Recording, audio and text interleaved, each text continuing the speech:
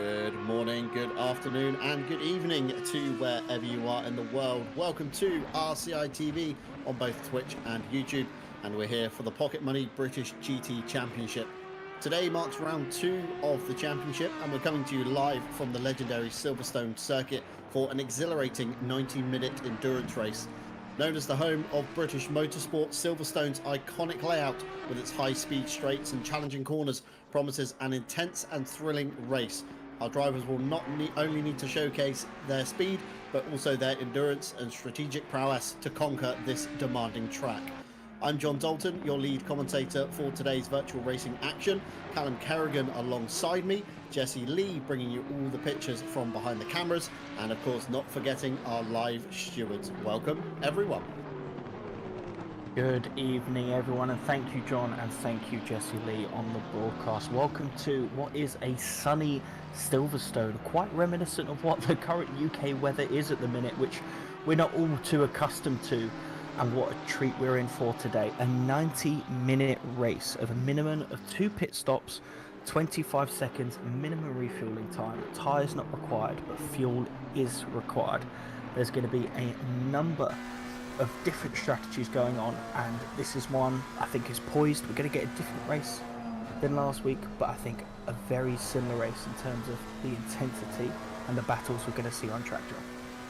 Yeah, of course, 90 minutes on tonight's clock, 30 minutes last week as we take you aboard a lap with Benjamin Heilman through the fast complex that is, of course, Maggots and Beckett's. Not forgetting, of course, the first turn of Cops, a quick downshift, flick it into the apex and pray it sticks. Now coming out on to the Hangar Straight. This is going to be a good passing place for a lot of people if you can get the slipstream coming out of the complex. Of course, fire it up the inside down into Stowe. Nice big long braking area.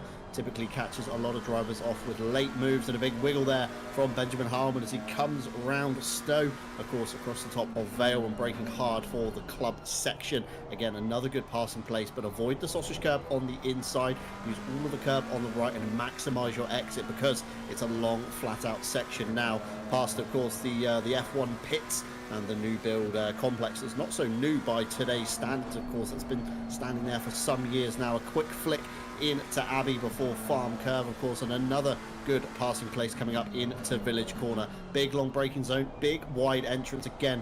Careful of the sausage on the inside. Got to keep it tidy because, again, you can get the old up and under down into the loop if you are successful in setting up the car. Now on the power again for another long drag, of course, through Aintree, down the Wellington Straight towards Brooklands. And again, a slow exit from Aintree will see you under threat coming into the Brooklands section. Of course, double apex corner almost, but Benjamin Heilman there a little bit late on the brakes, overruns the corner ever so slightly, and now the second to last corner essentially at Luffield. Of course, you've got Woodcote, which is the little kink before the start finish straight, but that is a full lap aboard, of course, the GT layout of the Silverstone circuit. Of course, the F1 uses a slightly different timing gate. Benjamin Heilman to the line with a 1:58.422. A very scrappy lap there, Callum. Of course, track status has only just turned optimum, so we should see a big improvement from some of these drivers the second time around. Well, John, you say it's a scrappy lap. That was faster than I've ever been on this track, and we do have a range of extremely fast drivers in the server today, ranging from Heilman, Boardman, we've got Verstappen on as well, and Breshka. The top four, really, well, the top 4 runners from last week. Are we going to see the same battle pack? Is there going to be a difference in strategies? 90 minutes across the race. They're not going to be full out like they did with the 2:30 minutes races. There's going to be a lot more tactical battles. There's a lot more places to overtake as well, like we saw in Elton Park. It was a big challenge for Heilman to get past Boardman. This could be opening up a lot of opportunities, but where you choose to take those opportunities, I think is going to be really clear today. We just see Raphael Huell pulling over, probably going to go into the pits, out for a second run in his Porsche. But who's topping it? Oh, we've got Carlos Calatiad with a 58 dead. A brilliant lap from Carlos Calatiad in the Ferrari 296. It looks like it's all to play for again. A lovely mix of constructors in that top 5, that top 6. I think we're gearing up for a good one, John. Yeah, certainly are gearing up for a good one. Carlos Calatayud to the top with a 1:58 flat nearly. Rafael Kuhl, the next contender. And then this man here, Benjamin Harman in the 796 RCI Esports car. Looking good through the first couple of sectors so far, but of course a big time loss last time through the Brooklands and Luffield section. Looks a lot more tidier than this time. Manages to hit the apexes perfectly for the corners and now begins the launch out of what is essentially the last main corner, although second to last corner if you're counting Woodcote as a corner here. Flat out, of course, hug the inside, let it run out naturally over the line. Benjamin Harman goes provisional pole with a 1:57.960, beaten immediately by Andy Boardman with a 1:57.955. And I think Heilman is going to want to get ahead of that Mustang, because last week, Callum, he was very frustrated at how good the Mustang got off the corners. But Christopher Streppen beating the both of them with a 1:57.637. Another driver with a great performance last week, kind of lurked in the shadows and managed to capitalise, of course, when Boardman and Heilman came together on the last lap of race 2. Tom Shipston, a bit of an outsider once again, up into the front row of the grid with a 1:57.852. These laps are coming thick and fast, Callum, and lots of names towards the top that I wasn't quite expecting today. You're absolutely right. I thought I was coming in here expecting, a similar top 4 that we saw in the previous race, but right off the bat, we've got people pumping in lap times that are just far quicker than what we expected. Carlos Calatayud, has he got a bit of an improvement on his lap? I believe he does, and he shoots up to P3, just 2.5 tenths behind P1. Those Ferraris are looking extremely strong today, as well as the Aston. Yeah, Ferrari certainly looking very strong in provisional second and third. Of course, Richard Whittle in 6th, and then we've got Nicholas Keller down in 13th with Joshua Lation in 15th as well. And speaking of Nicholas Keller, here he comes out of the last turn for the F2O Racing Team, the number 27 driver again. Luck not on his side at Alton Park. Across the line he goes, and towards the top of the field, P3 for the French driver. The prancing horse certainly looking very, very strong here today as Nicholas Keller pulls off to the side, back to the pits for another load of fuel, a fresh set of Pirellis, and he will take another stab at the lap. Meanwhile, Christopher Streppen for the 747, of course the RCI Esports driver, out of the last corner, the Aston Martin looking very strong indeed in the hands of this driver, and not too many of them in the field today. One of a few as he comes towards the line. He seeks an improvement, and he does, a 1:57.365, cementing a little bit more that pole position. But Tom Shipston, of course, he put it on the front row provisionally. A little bit of a toe of the Mustang ahead. I believe that's Packer in the number 6 as he comes towards the line to try and get an improvement. Tom Shipston back to the front row of the grid, only by a small margin over Heilman and Manzo. And Andy Boardman still on his lap as well, looking good through the first couple of sectors, so seeking an improvement there. And Carlos Calatayud, keep saying, bit of a dark horse, weren't quite expecting him up there, but the Ferrari certainly on the favourable end of the BOP as Marco Fucuscio there stays offline, lets the Spanish driver Rebound Racing number 30 go through. Just ahead he's got the Audi of Grim Lilith, I believe, the 115. They're currently down in P22 as well. Over the line, Carlos provisionally to the front row of the grid as well with a 1:57.530. It's prancing horse madness in the top 10 at the moment, Callum. Prancing horse madness indeed, and they're all chasing down the Aston of Christopher Verstappen.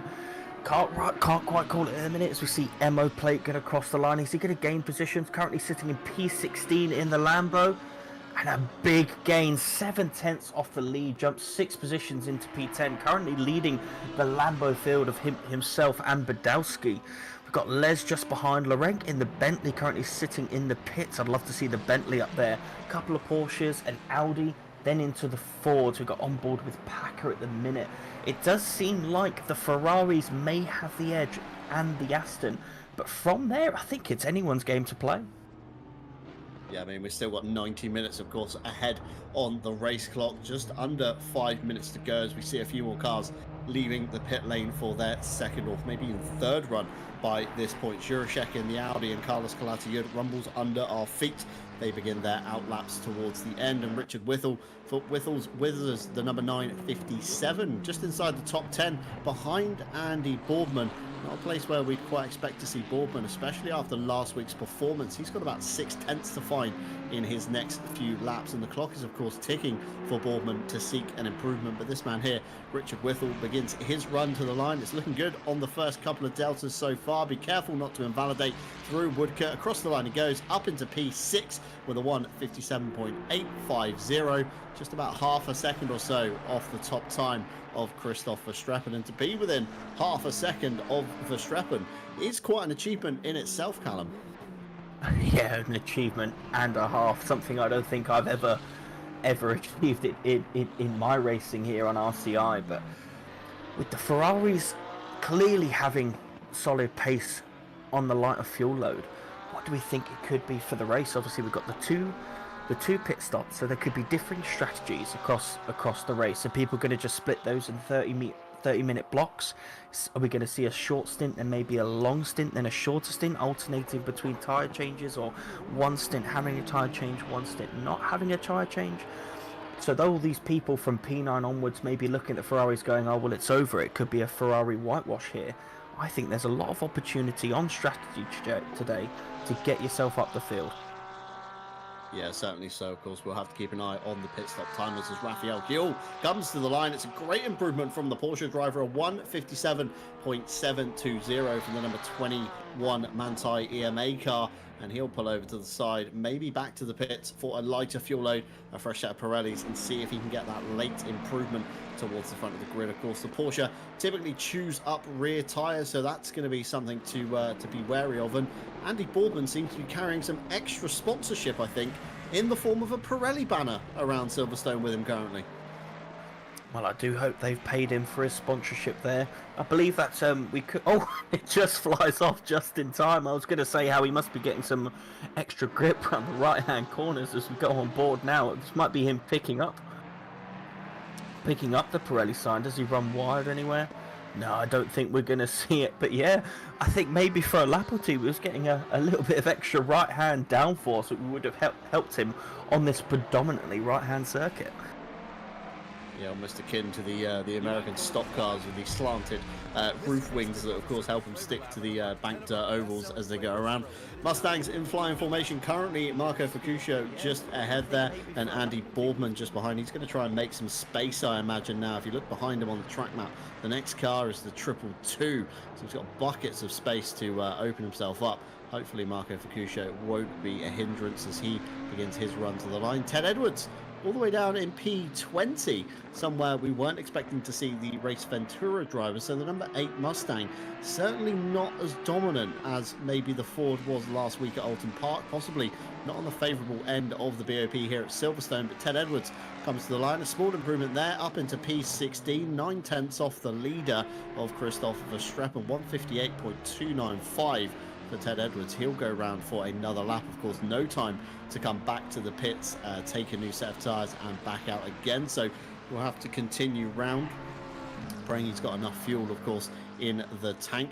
Benjamin Harman still seeking improvements, though. He's still circulating around on track, the number 796, and a good clear bunch of air at the moment. Comes into the final sector, or the final section, should we say, of Silverstone. Of course, through the Luffield corner he goes. Got to get a good run off here to try and get himself towards the line. It was looking like a good run. The delta is up. It's looking quite good. It could be provisional front row of the grid for Benjamin Harman. Let's see what he gets as he comes to the line. It's P3 with a 1:57.420. Look at those margins between the top three, Callum, and somehow, somewhen, Carlos Calatayud, provisional pole sitter with a 1:57.357. That's fantastic pace from the Rebound Racing driver. What a lap from Carlos Calatayud. Can Tom Shipston match the Ferrari pace that's been set by Carlos?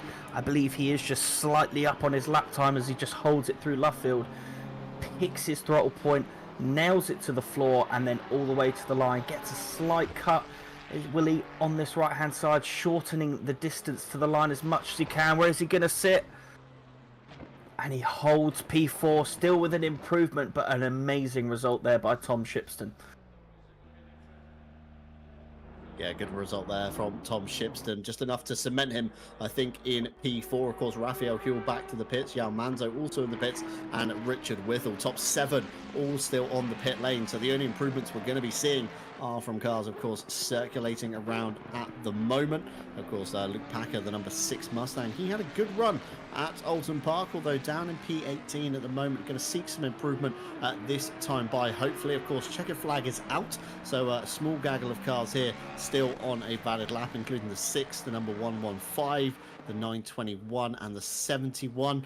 Jurasek just ahead there in the 77, as well as Nicholas Keller in the 27. So Keller should be, in theory, on for some kind of improvement here as we watch, of course, Packer come through the last sector or so. Packer looking like a good improvement, and Keller gets a big sideways moment. Jurasek spins into the inside. Is this going to be enough to hold on for the French driver? Across the line he goes.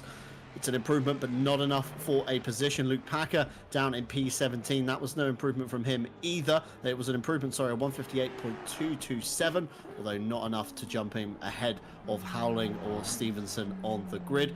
Meanwhile, Mikey Turner in the 921 McLaren, currently down in P31. It's a small improvement to beat the number 92 of Daniels. Has he got it in him? A bit of a wiggle coming out of the last corner of Luffield. Punches the throttle towards the line he goes, shortens the corner as much as he can. Across the line he goes. Good improvement. P28 with a 159.152 and mirroring the time of Jurasek in the number 77. Exactly the same lap as Joshua Lation. The final card across the line, P9 for Lation. No improvement there. And this is how your grid sets for the next 90 minutes. And Calatayud and Heilmann, exactly the same Sector 3 time as well, Callum. Wow, it is going to be close in that top battle. And again, just echoing what we said in Oulton Park, different cars, different characteristics. Different cars, different characteristics. Who's going to be quicker in the turns? Who's going to be quicker down those straights, those opportune overtaking opportunities? Yeah, plenty of overtaking opportunities, of course, at Silverstone. Big long straights separate a lot of the corners. It's a very wide circuit in comparison, of course, to Oulton Park. As we have a little bit of a scroll down to the back end of the grid, of course, we've got names like Mike Redford down there with Grim Lilith. That's a rivalry that's going to be quite good to watch for the next 90 minutes. Van Kampen, of course, seeking an improvement on race 1 from Oulton Park. Daniel Crimson, Textura, Richard Phillips down there as well. Jurasek, Turner, Dow, Byford, Daniels, Foster, Ibiza Racer, Facuccio, Matthew Malcolm in his inaugural event in the Bentley as well. And Griffiths will round out your 36 cars here tonight. Of course, 49 drivers signed up to compete for the season. We've had a few sign-outs already from the championship, and of course a few sign-outs from tonight's rounds. Of course, prior commitments from real-life events maybe at hand for some of the drivers. Of course, this is purely a hobby for everyone involved. And of course, we're going to take a look at the championship standings from round 1 and how, of course, they fare up heading into round 2. So it was Andy Boardman, if you remember, with a very dominant race 1 and a not so dominant race 2 after coming together with Benjamin Heilmann at the top with 126 points. Just 10 points behind Christoph Verstappen, and Benjamin Heilmann behind him with 95 points. Marco Badowski slightly out of sequence today, starting down in P10. Keep your eye on the Lamborghini. He's got 92 points. Matt Stevens on 85. Ted Edwards on 77. Tom Shipston on 75 points. Again, that's going to be a good haul if he can keep that P4 here today. Martin Ulrich not on the grid with us tonight, I believe, but he's on 68 points. And, of course, the pole sitter, Carlos Calatayud, on 58. Daniel Crimson on 54, and that rounds out your top 10 of the Pocket Money Mini British GT Championship. And moving on to page 2, of course, Philip Braister with 53 points. Jan Manzo on 47. Mike Redford on 44. Kenneth Dow on 38. And Grim Lilith, the fastest hands in the West, on 35. Of course, Bruno Teixeira on 32. Joshua Lation on 29. Richard Phillips on 25. And just 1 point behind Theobald Roskam on 24. And 1 point behind him as well, Luke Packer in the number 6 Mustang. Of course, rounds out your top 20 so far.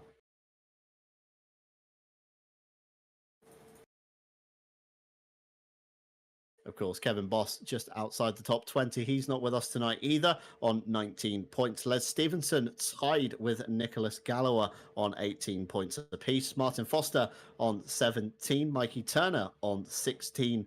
Ryan Daniels on 14. Richard Withall on 12. Again, that's another dark horse in today's race, all the way up in P7. Kamil Jurashek on 8, tied with Jake Howling. And then we've got Daniel Montero at P30 with 5 points. Of course, Marco Fukusho on 4 points. Nicholas Keller again on 3 points after a bad luck run at Alton Park, set to change that today, hopefully. Andrew Harvey not with us tonight on 2 points. Stephen Van Kampen, Ibiza racer Neil Pimlott, Callum Kerrigan, you're here with me in the booth as well as on the board. Matt Malcolm, Aaron Jackson, and Sarah Stant yet to score in today's proceedings.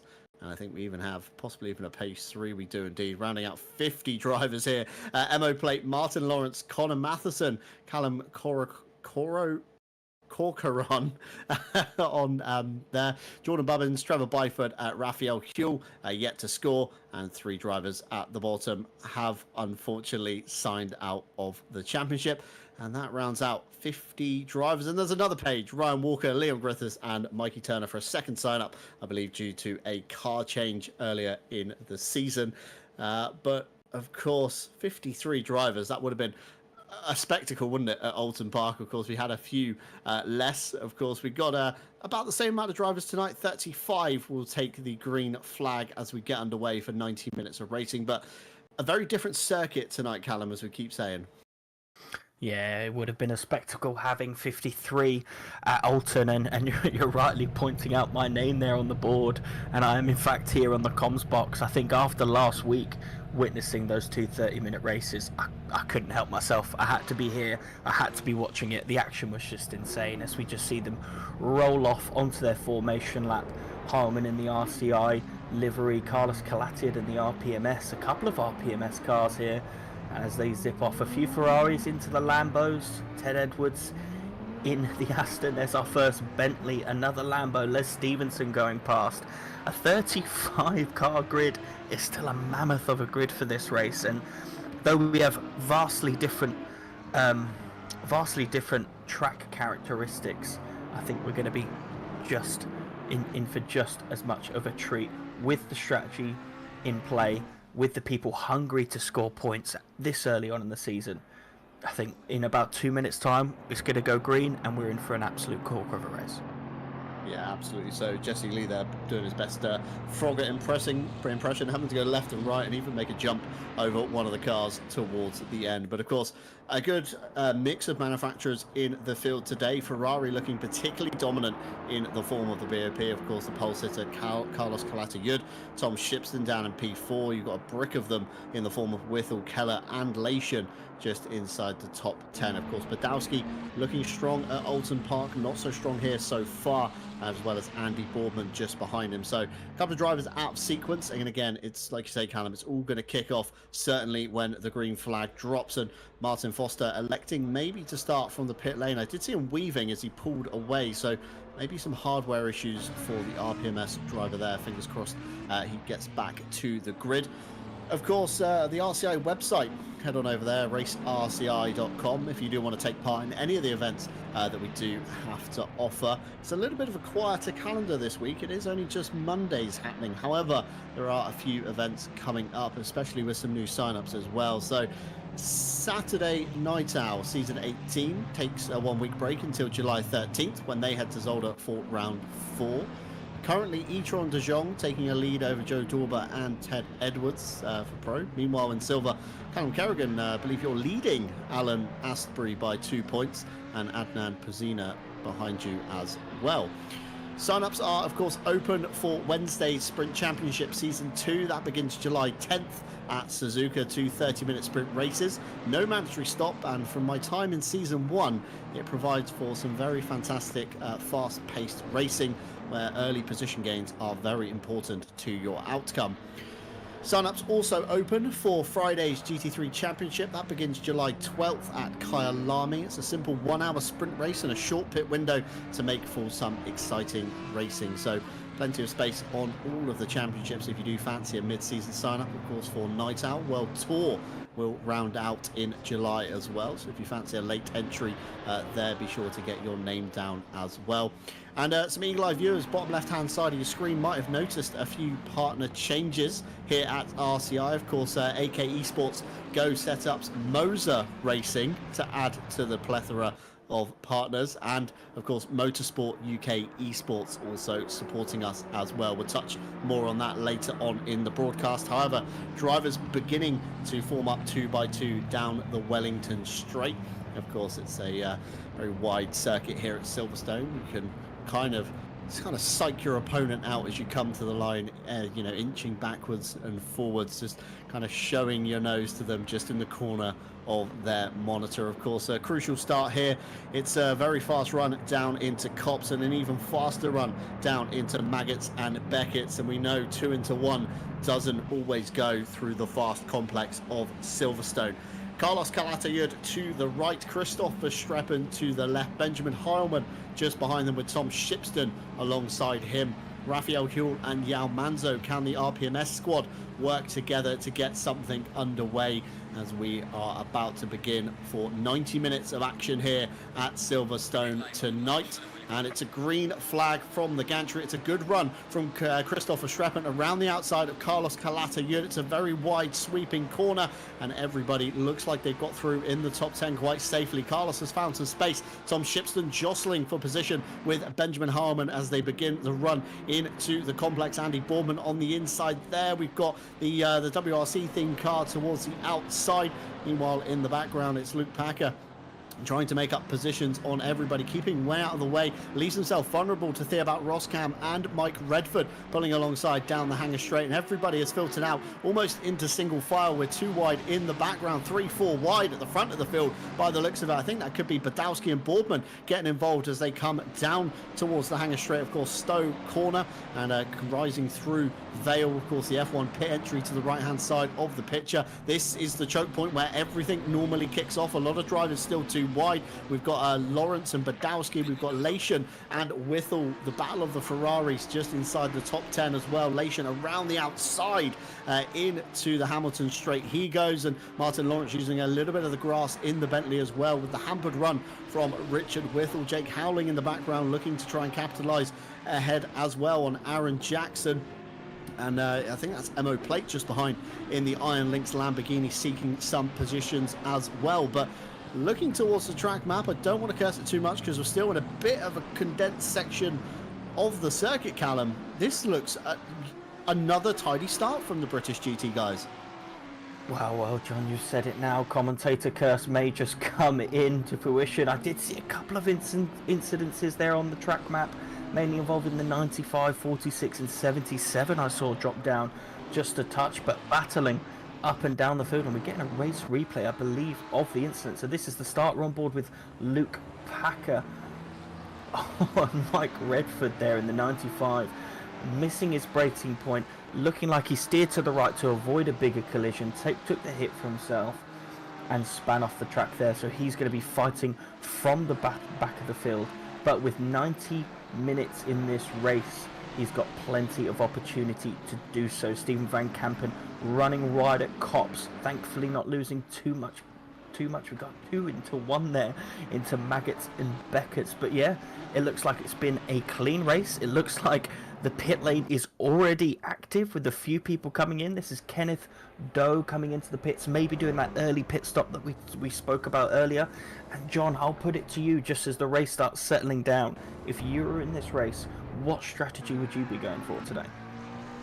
Yeah, it's a bit of a tricky one, isn't it, Callum? Of course, they haven't only got 1 mandatory pit stop, they've got 2 to tick off. So you've essentially got to split the fuel load into 3 sections if you want to go down the simple route of running, of course, half an hour at each point. Again, you can, of course, run the first half an hour, the second half an hour, and so on and so forth, taking a fresh set of tyres each time. I think tyres will be a crucial thing here tonight. Of course, 21 degrees in the air, 24 down on the track, and Silverstone is, typically can cook tyres quite well I mean, you've got fast corners, heavy braking zones. Of course, if you've got your brake ducts wrong, that could transfer a lot of heat into the tyre.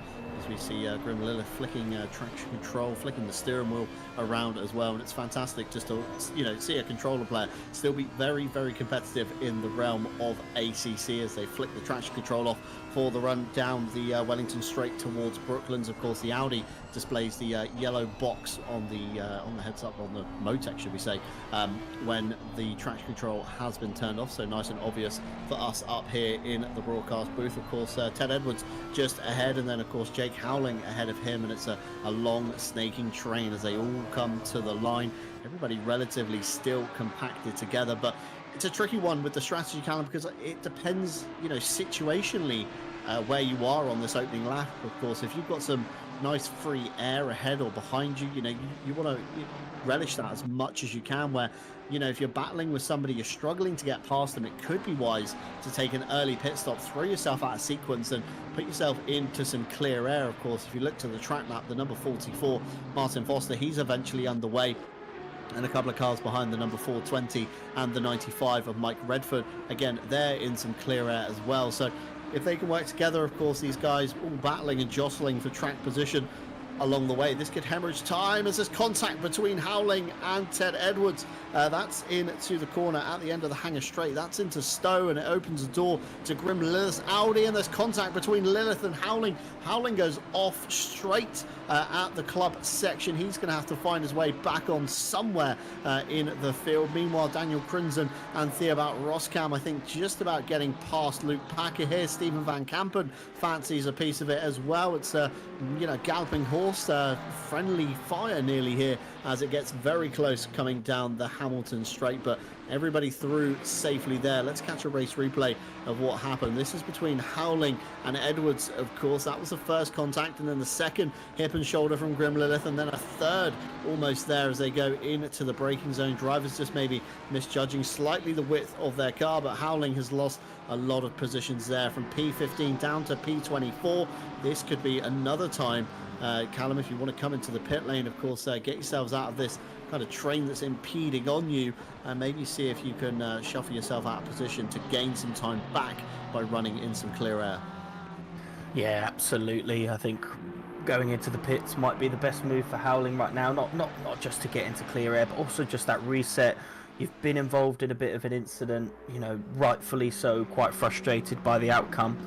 Maybe you just need that 30 seconds, put some new boots on, have that mental reset, go out and start setting the lap times, jump back up the field ready for the second stint.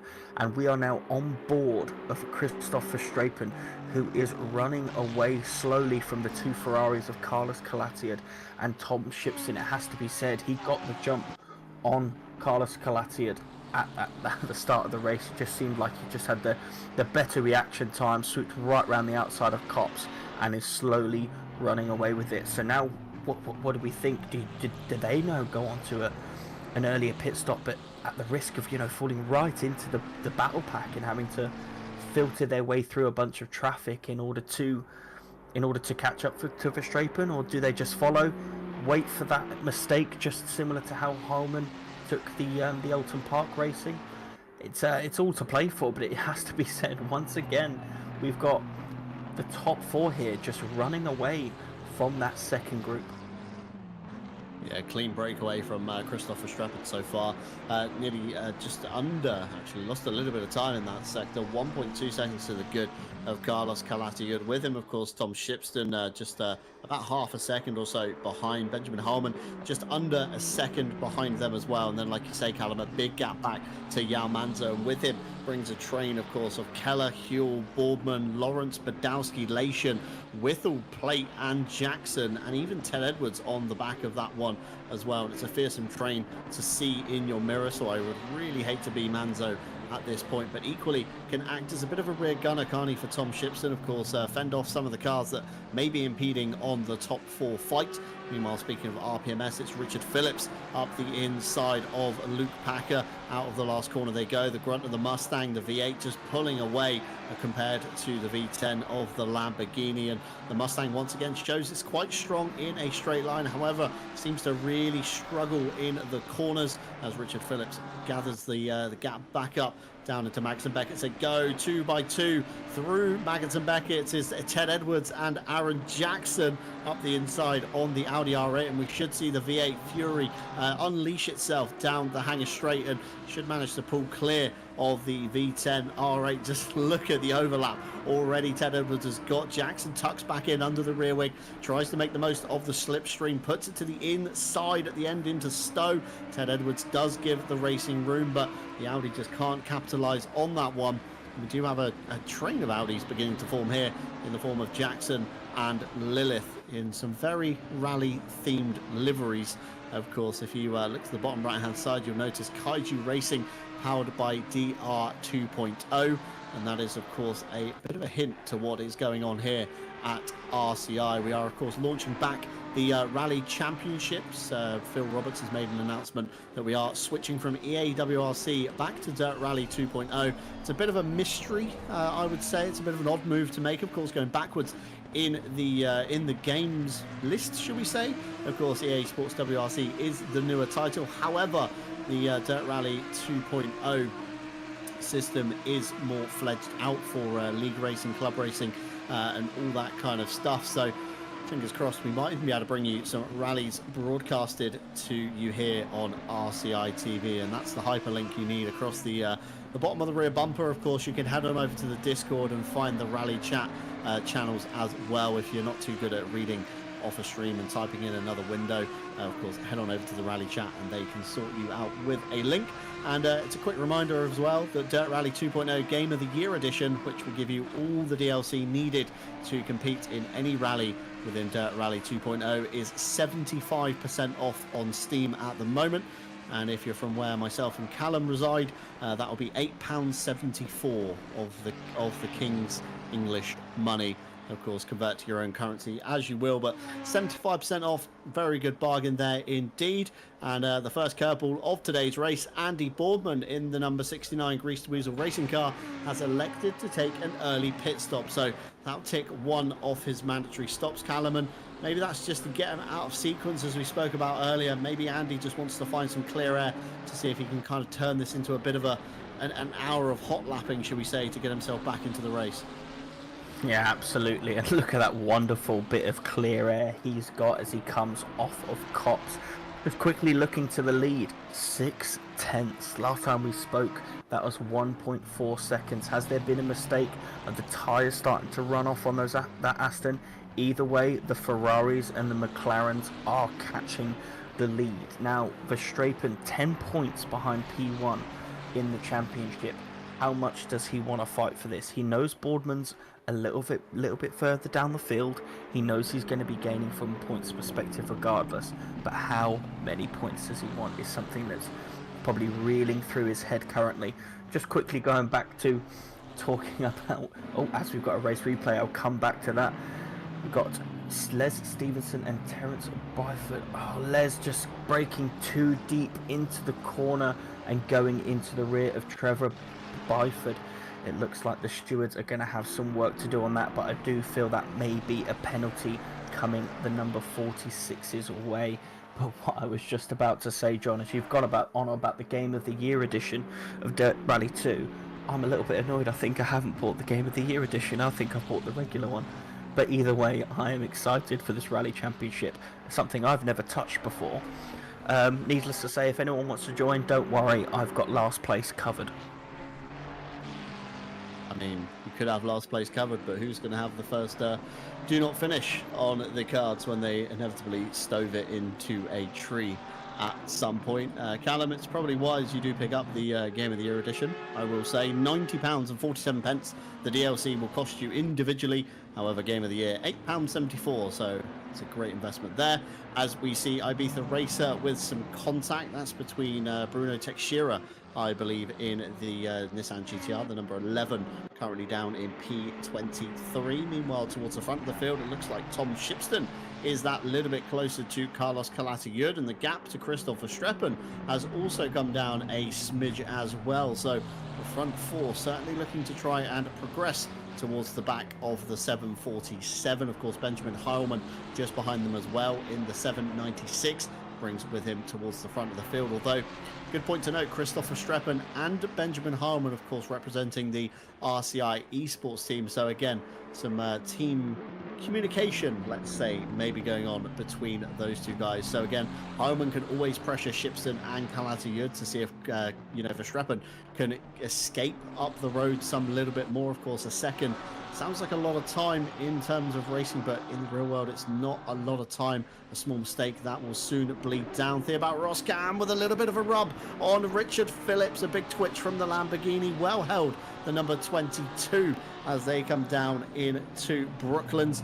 And Theobald Roscam will be the successor there. And it looks like Badowski has had a bit of a bad start as well. He qualified P10, now finds himself down in P20 in the number 29, so I'm not too sure what has happened to the Team Monkey Racing number 29. We'll have to see if we can maybe figure something out along the way on that one, but he slots himself in behind Richard Phillips, and a pair of Raging Bulls will fend off a prancing horse. Jesse Lee thinks he may have found something.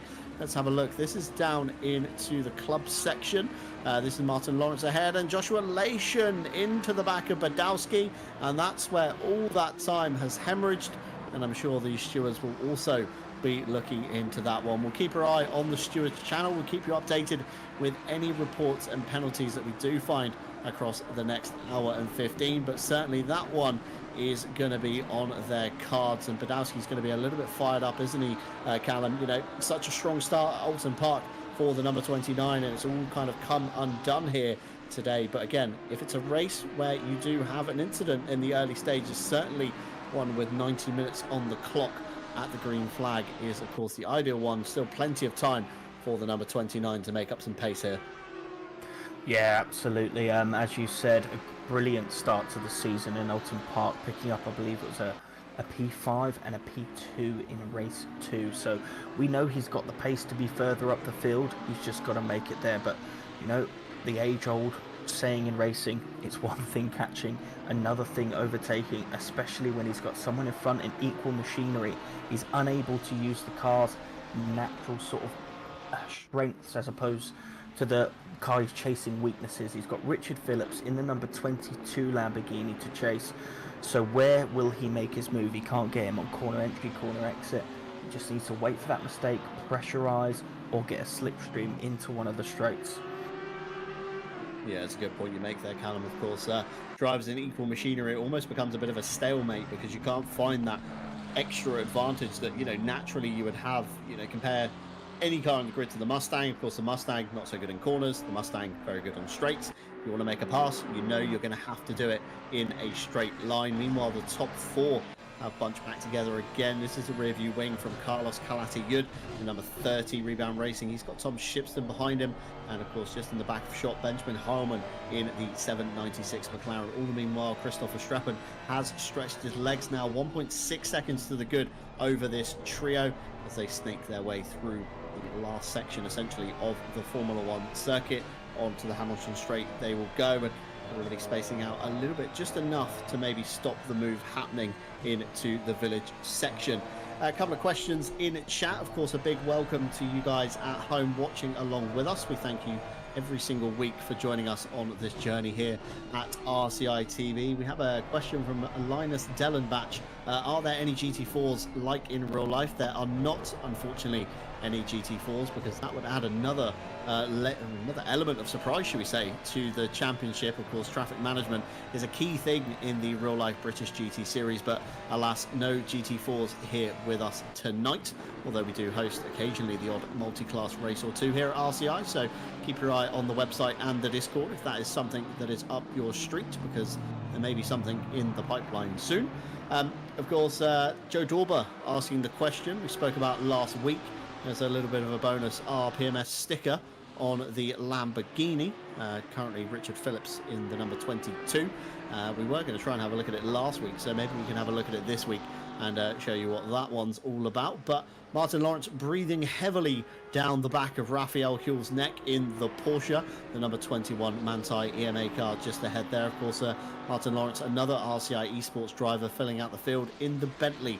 And if there's a man that knows the Bentley, this man is certainly that, almost too wide into Maggotts and Beck. It's a very sensible move there from the number 171 to back out of it. And bit of a Porsche driver myself, you know, Martin Lawrence bides his time enough.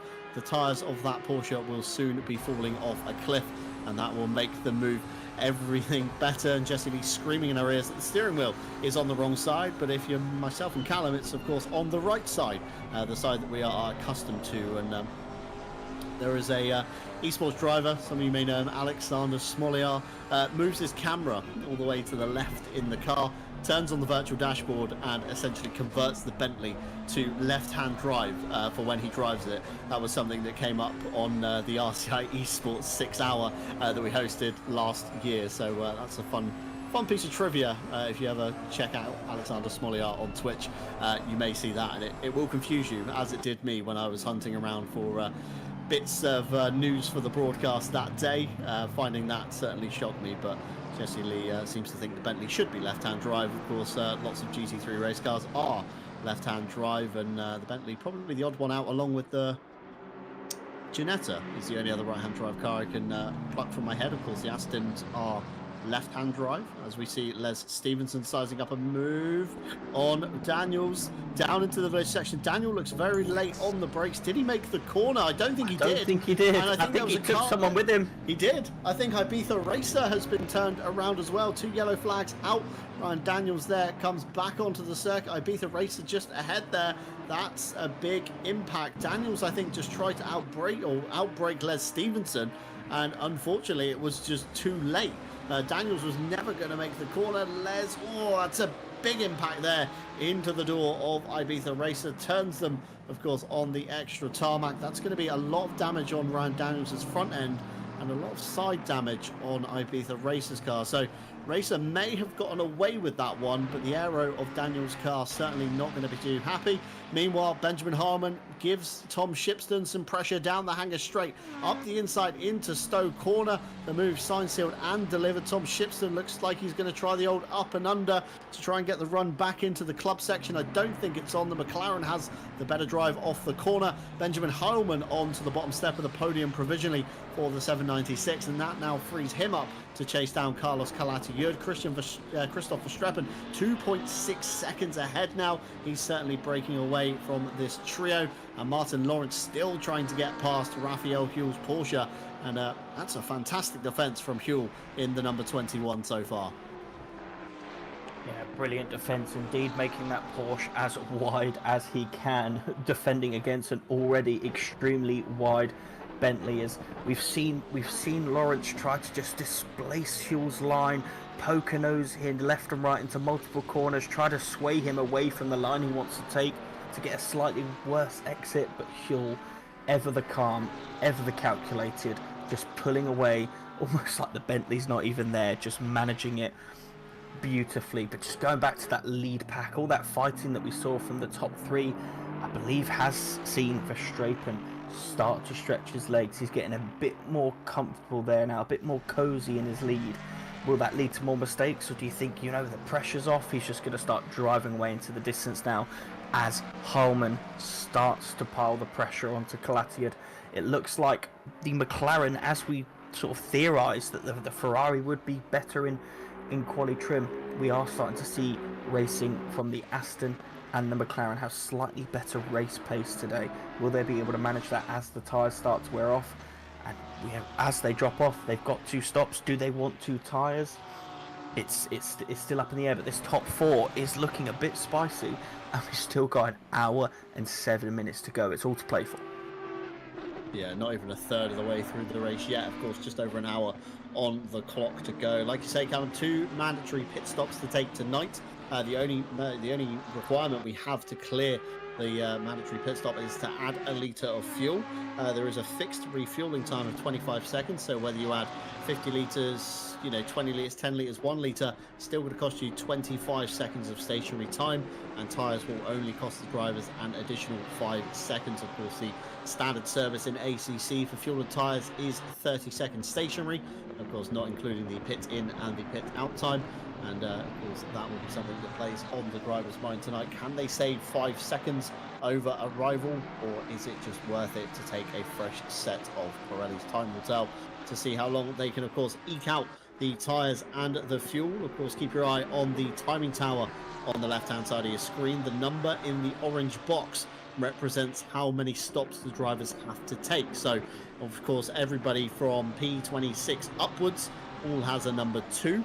Anybody from P26 downwards has a number 1, of course, indicating that they have met the mandatory pit stop requirements, and that will be that one ticked off. Let's get a race replay from Les Stevenson as he comes out into the Hamilton Straight and does a nice bit of lawn keeping for the Silverstone complex. Parks himself onto the sausage curb. That's a risky one, Callum. I've seen a lot of cars get stuck there before, particularly in the endurance races. I believe in Aston Martin at one point, I can't remember which event, but managed to spin themselves into the sausage curb and essentially had to get a knock from one of their sister cars to try and dislodge the car, as we see 2 cars coming down the lane, Van Kampen and Badowski. They're going to try and find some free air, of course, to progress their way forward. And Howling off at turn 1, that's a little bit of a strange one, possibly retiring the car. Parks it in the gravel, back to the pit lane he goes, and it's a swift exit from the server. Garage door brought down on that one with an hour and 5 minutes to go. The first retirement has struck us, Callum. It has struck indeed, and the pit stops are going to start coming in thick and fast. Once one jumps, they're all going to start jumping. It looks like we have missed it, but Lawrence has got past Raphael Hugh. I wonder if we'll get that in a replay shortly. But what you'll see, John, the penalties are coming. The stewards have done their work and we're starting to get them in, so I'm going to read them out for you. Lap 1, turn 2 involving the 505 and the 199 was deemed no further action. Lap 1, turn 4 involving the 71 and the 46 was a racing incident. Concertina effect leading to unavoidable contact. I think that was probably what sent Les Stevenson to the back of the field as we're just on board here. Benjamin Hallman, a lot better race pace than the Ferraris, catching Carlos Calatiad, trying to find his way through like he did on Shipston, and then hopefully to go and chase Verstappen. But could he opt for an early pit stop here? I'll start reading out some of the other penalties as we've got a number to go through. Lap 1 involving turn 4. Lap 1 involving turn 4, sorry. Lap 1 at turn 4 involving the number 8 and 46, another racing incident. Lap 1, turn 8 involving the car 20 and the 505. Apologies if I've got a bit of laughter in my voice, but that slip up has got Jesse Lee laughing in my ear at that one. Lap 1 involving lap 1, turn 10 involving the 621 and the 115, 5 seconds for the 61 for unavoidable contact leading to position lost. We've got lap 3, turn 8 between the 61 and the number 8 was an RI. Lap 3, turn 8 involving the 61 and the 115 was a warning for the 115. Lap 3, turn 10 involving the 119 and the 77 was a warning for the 77. Lap 4, T7 involving the 119 and the 77 was no further action. Lap 4, turn 10 involving the 505 and the 46, 5 seconds for the 46 for the unavoidable contact. I think that was a hit into club corner. Lap 4, turn 17 involving the 96 and the 35 was a racing incident. Lap 5, turn 15 involving the 29 and the 97. 15 seconds. That's a hefty penalty for the 97 for unavoidable contact, and a couple more RIs involving the 808 and the 11, the 35 and the 96, the 22 and the 96. So lots been going on, but a lot that the stewards team have just been racing incidents, a couple of NFAs there. So overall, there has been a bit of argy-bargy, but some lovely clean racing, and we are still on board with Benjamin Harmon chasing down Carlos Calatiud, and we must be entering a pit window for some of these leaders today, John. Yeah, of course, pit window is looming. Logically, if you split the race down into 3, equal sections, it's the first half an hour and the next half an hour that we'll see the pit stops coming in. Of course, 2 minutes or so until that happens, so maybe 1 or 2 more laps potentially for these guys, or will they go a little bit longer and, of course, bring themselves in? I mean, Dow in the number 420 has already cleared both of his mandatory pit stops, so he's free to go until the end at this point, as we see Packer coming down the lane, Ted Edwards also down the lane as well, so potentially those guys are experiencing the third strategy, should we say, splitting the race. Oh, and there's a bump there from Benjamin Heilman into the back of Carlos Calatiud. I'm not sure if that was netcode or an official bump as such. I can't see much damage on the back of Carlos's car, so maybe a trick of the camera there, but certainly getting very, very close indeed at the end of the hangar straight between the number 30 and the 796. Jesse Lee confirming nothing on the tool to report, as Tom Shipston uses all of the track and then some coming out onto the Hamilton straight. He doesn't want to lose this pack essentially at the front. Of course, Christopher Streppen 4.2 seconds to the good now in the number 747 Aston. He is streaks ahead, currently coming through the next section of corners ahead of these guys. Of course, Yao Manzo behind 7 seconds to the good. Martin Lawrence on a bit of a charge, 2.8 seconds to the good. So we're going to see Manzo and Lawrence coming together. Lation will drop some time when he comes down the pit lane, of course, with his 15-second penalty. So those of you that aren't familiar with ACC's penalty, of course, we're giving drivers in-game penalties via the stewards that are sat, of course, across the way from us as they analyze all the incidents and give out the penalties in real time. So anybody with a time penalty next to the name, essentially, as Benjamin Heilman peels into the pit lane, Joshua Lation's penalty will be tacked on to his pit stop time, and the race leaders in as well. Actually, Christopher Streppen has elected to come down the pit lane, so maybe the RCI guys splitting this into thirds as well. And Martin Lawrence to boot, so an RCI triple stop here down the lane at the moment. So Joshua Lation's time will be added on to his pit stop, so he'll remain stationary for an extra 15 seconds on top of whatever work he chooses to do. So that will tumble him down the order as Richard Phillips comes into the pit lane. Joe Dorber, of course, asking earlier on in the YouTube chat about the hidden RPMS Easter egg that was of course elected on one of the cars. It was originally on Foster's McLaren. It has since been moved to Phillips's Lamborghini, and when we get stationary, maybe we can get Jesse Lee in there with the camera to try and figure this out. So Jesse Lee down the lane he goes into the drone cam. He's going to have a look over the car. We're going to try and find the sticker. I'll give you a hint. It's somewhere high up. It's on a quarter, should we say, of the car, I believe, should you have the right livery installed. There we go. Randy, please more soup. So if you wondered what RPMS stands for, it actually stands for Randy, please more soup. Jesse Lee losing his mind currently in our ears. So some context to this sticker. The World Tour RCI Red Bull Ring 24-hour event that we did have just a couple of weeks ago now, it must have been last month or so, that we hosted that one. Myself, nearly on pace, we speculated what RPMS stands for. We had some good suggestions in the chat, including Randy, please more soup, among other acronyms. But it actually means Richard Phillips, Matt Stevens, SimSport. So RPMS SimSport, not Randy, please more soup, but nevertheless it's given Jesse Lee a giggle there, and I'm going to start the rumor that RPMS SimSport actually stands for Randy, please more soup, SimSport, and we're going to have to spin some backstory lore on that one as Tom Shipston comes down the lane in the number 60. With him brings Yao Manzo, so not only an RCI triple, we've also got a Randy please more soup double, and Joshua Lation in the background as well slams on the anchors to get it down to 48 kilometers an hour. So Joshua Lation will serve his 15 seconds. That will tumble him down the order.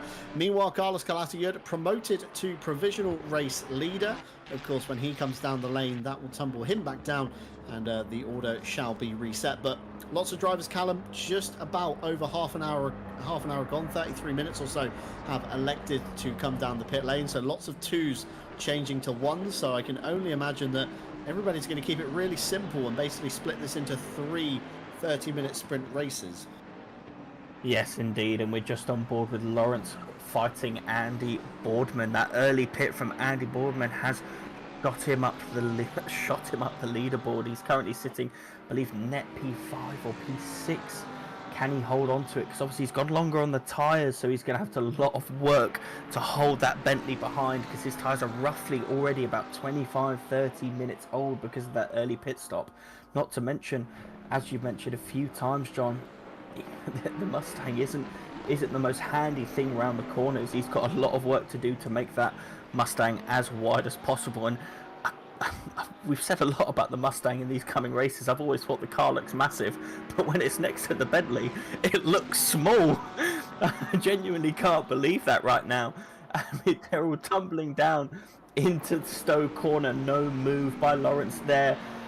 Will he have a go into club corner, just displacing Boardman's line there? He's got a bit of a run. Will he take the inside or the outside?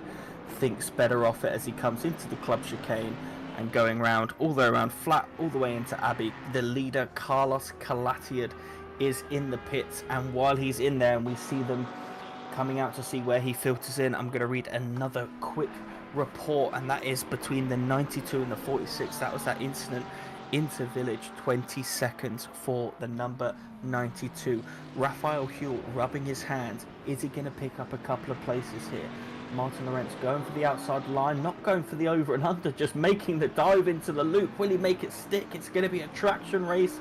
I think he's going to get it into Aintree, and he does make that one stick. A beautiful little lunge into loop there. It's so high risk, high reward, but the straight line of the Mustang is coming back. I've got Jesse Lee saying America in the background. It looks like he's going to stick it around the outside. Can Lawrence just hold on? And he does, holding it into Luffield. A lovely battle for a sequence of corners. Is Raphael Huell going to utilise this to have a little sniff into Copse corner? What amazing racing, John. Yeah, fantastic racing from Boardman, Lawrence, and of course Raphael Huell just holding station, probably waiting for it all to really kick off ahead of him to try and net himself 2 positions in the Manthey EMA number 21 car. Through Maggotts and Becketts we go. Of course, the handling of the Porsche should prevail through here, but no real safe passing place to begin with. And then the next kind of place you've got is, of course, Stowe at the end of the Hanger Straight, but the grunt of the Mustang is certainly going to pull a gap on that Porsche, as we've got a replay here from Byford and Keller. Little bit of a clumsy kind of wander, shall we say, into the braking zone there, and both drivers coming off somehow okay. And we know how kind of tricky, should we say, the collision system in ACC is, and Keller now sizes up Yao Manzo through the club section out onto the Hamilton Straight. Of course, the Ferrari gets the overlap, but could the Audi come back into Abbey? Tucks in behind the number 27, but I don't think... Oh, big slide there from Keller into Abbey. That's maybe going to open him up into the village section, but I think Manzo is just about going to remain stationary there. And another one this time between Keller and Manzo. There's going to be lots of RPMS paint on that Ferrari come the end of the race at this rate. And speaking of RPMS, provisional race leader Daniel Crimson comes down the pit lane in the 707 GTR. We've got an array of manufacturers from the RPMS camp, and it's great to see, of course, each and every one of them in a different car. Christopher Streppen will, of course, pass Crimson back for the race lead. Over the line he goes. Crimson, of course, stationary to the right-hand side of the picture, and Benjamin Heilman, of course, in P2 as well. Tom Shipston has managed to get past Carlos Calatiad as well at some point during the lap. So the RPMS Ferrari now up onto the bottom step of the podium. Yes, indeed. And it looks like now that the pit stops are all done and dusted, that top 4 has just split out a touch. We've got 6 seconds from Verstappen to Heilman, another 2 seconds back to Shipston, and then 1.7 seconds to Carlos Calatiad, being the biggest sort of net time loser there currently, well, was previously in P2, dropped to sort of net P4 in that battle pack as we ride on board with Aaron Jackson. Just again, another shout out to the Dirt 2 livery there.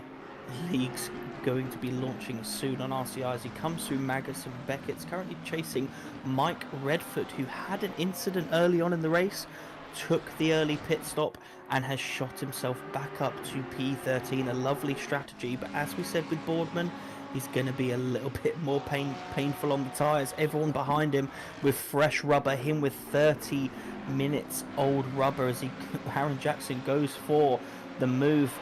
Gets the door really closed on him there by Redford, making him lose the back end. Now bringing Ted Edwards into play as he has to go defensive into club corner, manages to hold it, puts his foot down as he comes round, loops through into the Hamilton straight and into Abbey corner. Next overtaking opportunity for Ted Edwards will be Village, but it depends, will the Mustang be able to hold through this quick high-speed section in order to get a run into Village? I don't think he'll have a go this time, but also while they're battling, Badowski coming into play, Richard Phillips only 8/10 behind there. This is turning out to be quite a battle pack as everyone took a different line into loop, all trying to get early as they can onto the power as we go onto this straight into Brooklands. Yeah, so this fight is, really coming together now, of course, with Redford at the helm. Jackson makes a mistake down into Brooklands. That's going to allow Edwards and Badowski to close the gap back up, but I think Jackson is safe for the meantime. The Mustang just couldn't capitalize on that one. Of course, the grunt of the Mustang should, in theory, now pull away from Badowski up into turn 1 of Copse, and Badowski, you see the time is just opening up and up all the time, although getting back into the corners, we should see Badowski in theory. Lots of understeer though through Copse. Be careful, we've not really touched on it, but track limits at Copse can be a real bugbear across these longer races, so keep your eye out towards the end of the race to see if we, of course, net anyone drive-throughs for that. Yeah, but Roscam finds himself in a bit of an animal sandwich with the Raging Bull ahead and, of course, the Prancing Pony behind of the Mustang.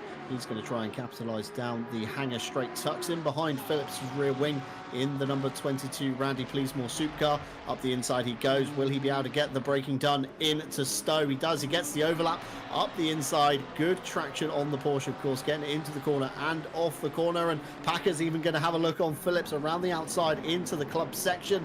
Is he going to get the overlap? He does indeed by the apex, side by side. The outside becomes the inside. Be careful not to run up the back of Roscam. He's overcooked the second part of club. Up the inside, Richard Phillips goes. Position returned, and I'm sure that Mustang is going to capitalise on the straight very shortly. Of course, behind Van Kampen brings with him Lation as well, so this could turn into a bit of a 3-4-way fight if these guys delay anymore. And Callum, these long races, you've really got to choose your fights, because you can lose tons of time having unnecessary fights with drivers that are much faster than you, all for the sake of just delaying the inevitable for a couple of laps. Of course, Yao Manzo, no discredit to him, but Martin Lawrence, a far quicker driver, I would say, across a race stint. And of course, not much resistance from Manzo there. Doesn't really cover off the inside, gives Lawrence the inside, gives him racing room, and even a big slide from Manzo there, maybe just trying to watch where the Bentley was to not make contact. And Lawrence goes up into P6, Manzo down to P7, but that is a classic example of choosing your fights. I mean,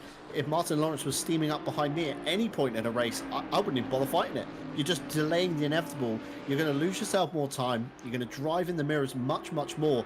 And then look behind, you've got Boardman. With him, he brings Huell. And of course, just behind you've got Plate and Whittle. I mean, some 4 to 5 seconds back. But still, that could net you a lot of trouble should cars behind start closing in.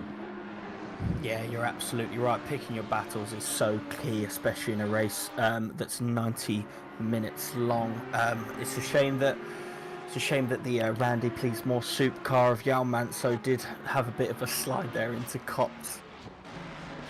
But again, it is just delaying the inevitable. I sit on the same side of the fence as you there, John. If I know someone's coming up behind me, let them through. Try to pick up a bit of a slipstream. Don't want to battle too much, but these guys, we're all here to race. We're all here to to have a bit of fun, and it's hard sometimes just to allow someone to go through, even if it is for the betterment of your race, because you do want those battles, you do want to make those moves, those hard defenses, you want those moments. But yeah, in 90 minutes, it all depends on the person. Is what I'm trying to say. Is we go on board with Raphael Huell on the tyrant degrading Andy Boardman. He's got a lovely run here into Brooklands. Thinks better of it again. That Mustang just pulling away there, but look at that on corner entry in mid corner. The Porsche just gaining so much time.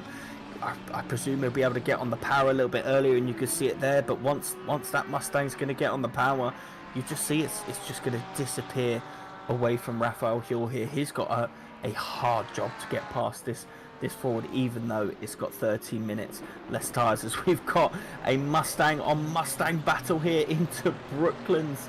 That was Van Kampen, I believe, going on the inside of Packer, and now Joshua Lation getting involved around the outside of Luffield. A lovely opportunistic move, just getting that slide again like we saw from him in qualifying, but holding out. But now Packer, foot to the floor, Mustang using its legs, a little bit of argy-bargy as we go into Cops. Will they keep it clean?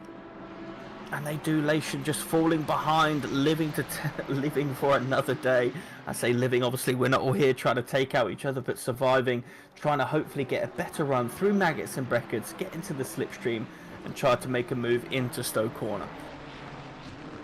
So battle of the horses and ponies currently, of course. Lots of Fords, lots of Ferraris bunched together, and of course the V8 coming out on top in the drag race. Meanwhile, Badowski up the inside of Redford into Stowe Corner. Redford tries to do the old up and under, I think, to minimise a bit of time loss, and then Badowski, of course, has to go defensive into club. The outside becomes the inside if you can make it stick. I think Redford has tucked behind, probably very sensibly. Again, a good example of choosing your fight. Theobald Roskam just behind as well. Again, another quick driver in his own right in the Porsche 992. So again, you're just going to kind of prevent the inevitable, aren't you, by delaying it a couple of laps. And let's have a look what's happened here. This is Jackson up the inside of Redford, a big elbows out, lots of yellow paint traded, a flash of the lights from Redford. That's allowed Badowski, of course, to get past him as well. So technically 2 positions lost, and I'm sure the stewards are going to have a look on that one. Andy Boardman with his indicator on. I'm wondering if he's going to pull into the pit lane. Of course, he did pit quite early in the first few laps, and he does. Peels off to the right hand side, and Raphael Huell in the number 21 will of course be released from that fight. He's now free to chase down Yao Manzo some 2 seconds up the road. Emo Plate 2.6 seconds behind Huell as well. So Boardman will tick off another mandatory pit stop, and in theory that will be Andy Boardman going to the end. So Callum speculating, of course, that's going to be enough fuel to get him to the end. That's going to be a fresh set of Pirellis, and then we'll see what Boardman can do once everybody starts filtering through. The 97 and the 6, though, we saw this earlier. That's a big contact. That's Packer and Lation coming to blows once again. You spotted it earlier, Callum, of course, a little bit of argy-bargy down the start-finish straight, and that's a big impact there for both drivers. Packer straight away to the pit lane, Elation just ahead as well. Both cars, I think, with steering damage, and that's definitely going to be a steward's report. Let's catch another replay here. On board Packer runs wide, buries his foot, of course. I think that's TC0, if my eyes aren't mistaking me. The blue box, I believe, is TC on the Mustang. I could be wrong. I've not spent a lot of time inside it. It's actually the middle box, Jesse Lee corrects me, for there. So a little bit of grass, of course, buried the foot. The torque of the Mustang churned the earth around it. Off to the left-hand side he went. Lation probably thought he could make it through. Unfortunately, zigged instead of zagged, and that's exactly what's happened. Both drivers, a trip to the wall, a trip to the pits, and lots of time loss there. So not only Joshua Lation's bad luck continuing from Alton Park, but again, 43 minutes to do it, Callum. It's certainly going to be a long slog, and that could be the last pit stop for both of those guys, I believe, towards the end of the race. A long slog indeed, and again, more likely going to be that mental reset as we're on board with Van Kampen for a replay on the Randy Pleasemore Soup car of Richard Phillips. He goes off wide, going to rejoin the track behind the Van Kampen car, so it might not be the cleanest of moves, but he gets the job done. And Richard Phillips in the Randy Pleasemore Scoop will be trying his best to get that position back. on with another replay. I think it's another overtake here from Thibaut Rouscam on Mike Redford. A clean move there into Brooklands. Redford probably, you know, alternating the strategy to everyone. He's gone for that early pit stop, probably halving the fuel, 45 minutes there. Probably thought a little bit better and thought, you know what, we'll let this person feel. We're going in for our second pit stop soon. Badowski with a move there was out on a lapped car. I'm not sure, that seemed to be a bit too easy there from Badowski, but a lovely crawl back through the field. You alluded to it earlier, John. He seemed to have had an incident, well, we saw the incident, the spin coming out of Aintree, where he lost a number of places, and he's fighting back through the field on the rear of Aaron Jackson in our rally card livery, who has picked up a 5-second penalty. Yeah, 5-second penalty indeed. That can only be from the stewards. Let's turn our eye over to them. We're of course looking for the number 99. The first incident we come across is a lap 21, turn 15, involving the 95 and the 99. It's a 5 seconds for the 99 for overtake with contact. That was of course the Mike Redford incident that we did catch a replay of earlier on, and that allowed him to obviously open up to Badowski. So 5 seconds for Aaron Jackson, and that should slip him in theory just behind Mike Redford. So logically the penalty kind of, you know, the punishment is equal to the crime, should we say, on that one. Raphael Huell still sizing up the back of Jan Manzo. This is a fight that has of course come together after, I believe, Andy Boardman and Huell were fighting earlier on, and Boardman pitted, allowed Huell to escape, and now he looks to the back of Jan Manzo's Audi to try and get through.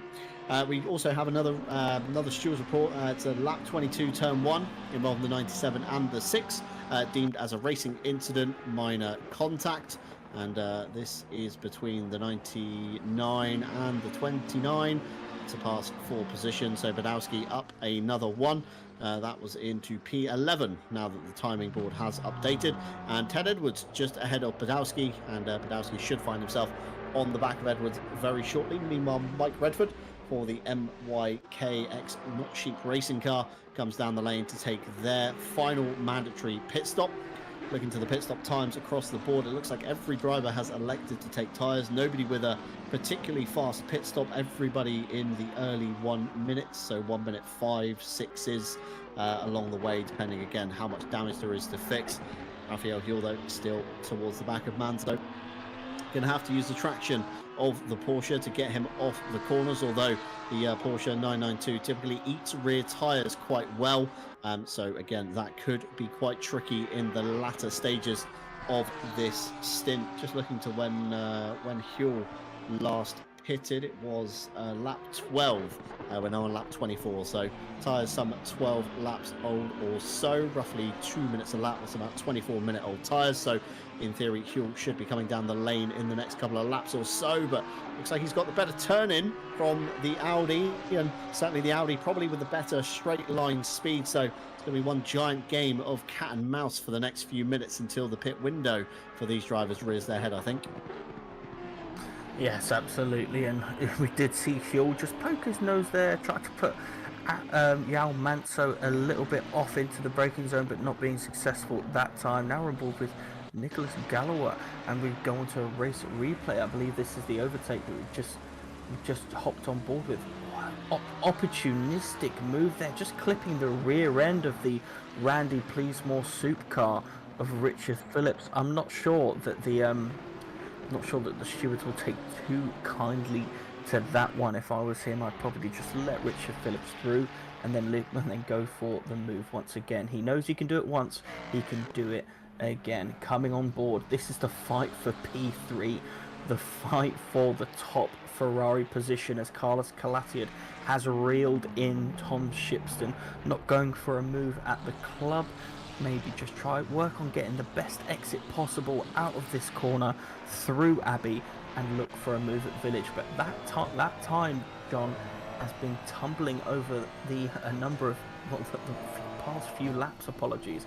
I have been keeping a close eye, and it is worth noting that both of these cars, even though they're chasing and battling with each other, are also slowly catching on P2 of Benjamin Harmon. Yeah, and that's a crucial thing, isn't it? I mean, small gains are gains nonetheless. So you know, small gains over the course of the next 38 minutes. Could that be rearing its head into a fight, of course, for the next step of the podium for Tom Shipston? I mean, if anyone can, it's certainly going to be Tom Shipston, a driver that's grown with us through RCI. First joined us in the British Masters, I believe, possibly last year or so, when we hosted that one, and since climbed his way out of silver and into pro. So very capable driver in his own right. Yao Manzo still fending off Raphael Huell, and I think he's going to fight a little bit harder for this position than he did with Lawrence, of course. Huell still fast in his own right, but Manzo and Huell normally on a similar pace. Normally you find them both just kind of lurking around the top 5 area of most races here on Monday. So Manzo probably knows that he can defend from Huell rather than, of course, trying to defend from Lawrence, as was the case earlier on. Last time by for Huell was a 1:59.540. Last time by for Manzo was a 1:59.7. So similar pace, and it's all very well catching the car, Callum, but we've seen it time and time again here at RCI. It's getting past that is the crucial part, and if you can make your car as wide as the next guys, of course, that's going to make it very, very awkward for them to try and capitalize on you. But it looks like Huell has a good run out of the Magnussen Beckett's complex, tucked in behind Manzo's car. Wondering if we're going to see a pass coming down into Stone. We do. Manzo, I think, to the outside. Huell to the inside. Gets the move done. Under braking into the apex. The Porsche getting the much tighter line. But, of course, side by side now down into the club section where the outside becomes the inside. Can Huell go the long way around in the first part? He can. He parks it on the apex and fends Manzo to the outside. And the inside, of course, remains the inside for the Hamilton straight and the next corner of Abbey. So I think Raphael Huell has done just about enough. But can the V10 of the Audi pull alongside? It looks to get a little bit of the overlap, but around the outside of Abbey is a very risky maneuver. And all the meanwhile, they've been battling in the background. Emo Plate has found his way into this trio now. Yeah, Emo Plate just watching that unfold, hoping to get off the back and capitalize if anything that happens, and he has. Right on the back of Yao Manso though, but it has to be said, a wonderful move from Raphael Huell there, dipping his nose into Stowe, round the outside of the club, and then he knew he had the inside for the following 3 corners with that advantage. Gets past Manso, and now he can clear away. I was going to start talking about maybe he has to go for the early pit stop, you know, to try and just offset it, but we, as you've alluded to, the Porsche eats through those rear tyres, so maybe that wasn't the best shout, but no need to even think about that now. He's got it done on track. Now to chase Martin Lawrence, and Emo Plate right on the back of Yao Manso. A bit of a slide there into Cops, but well held. Maybe just a little bit of track limits as he comes off the exit there. Is he looking at potential overtake into Stowe? We've got a couple of people coming in for their last stops. Theobald Ruskam and the McLaren ahead of him. Not sure if that is Byford. But it's the second pit stops are coming in as we near the 30 minutes to go mark.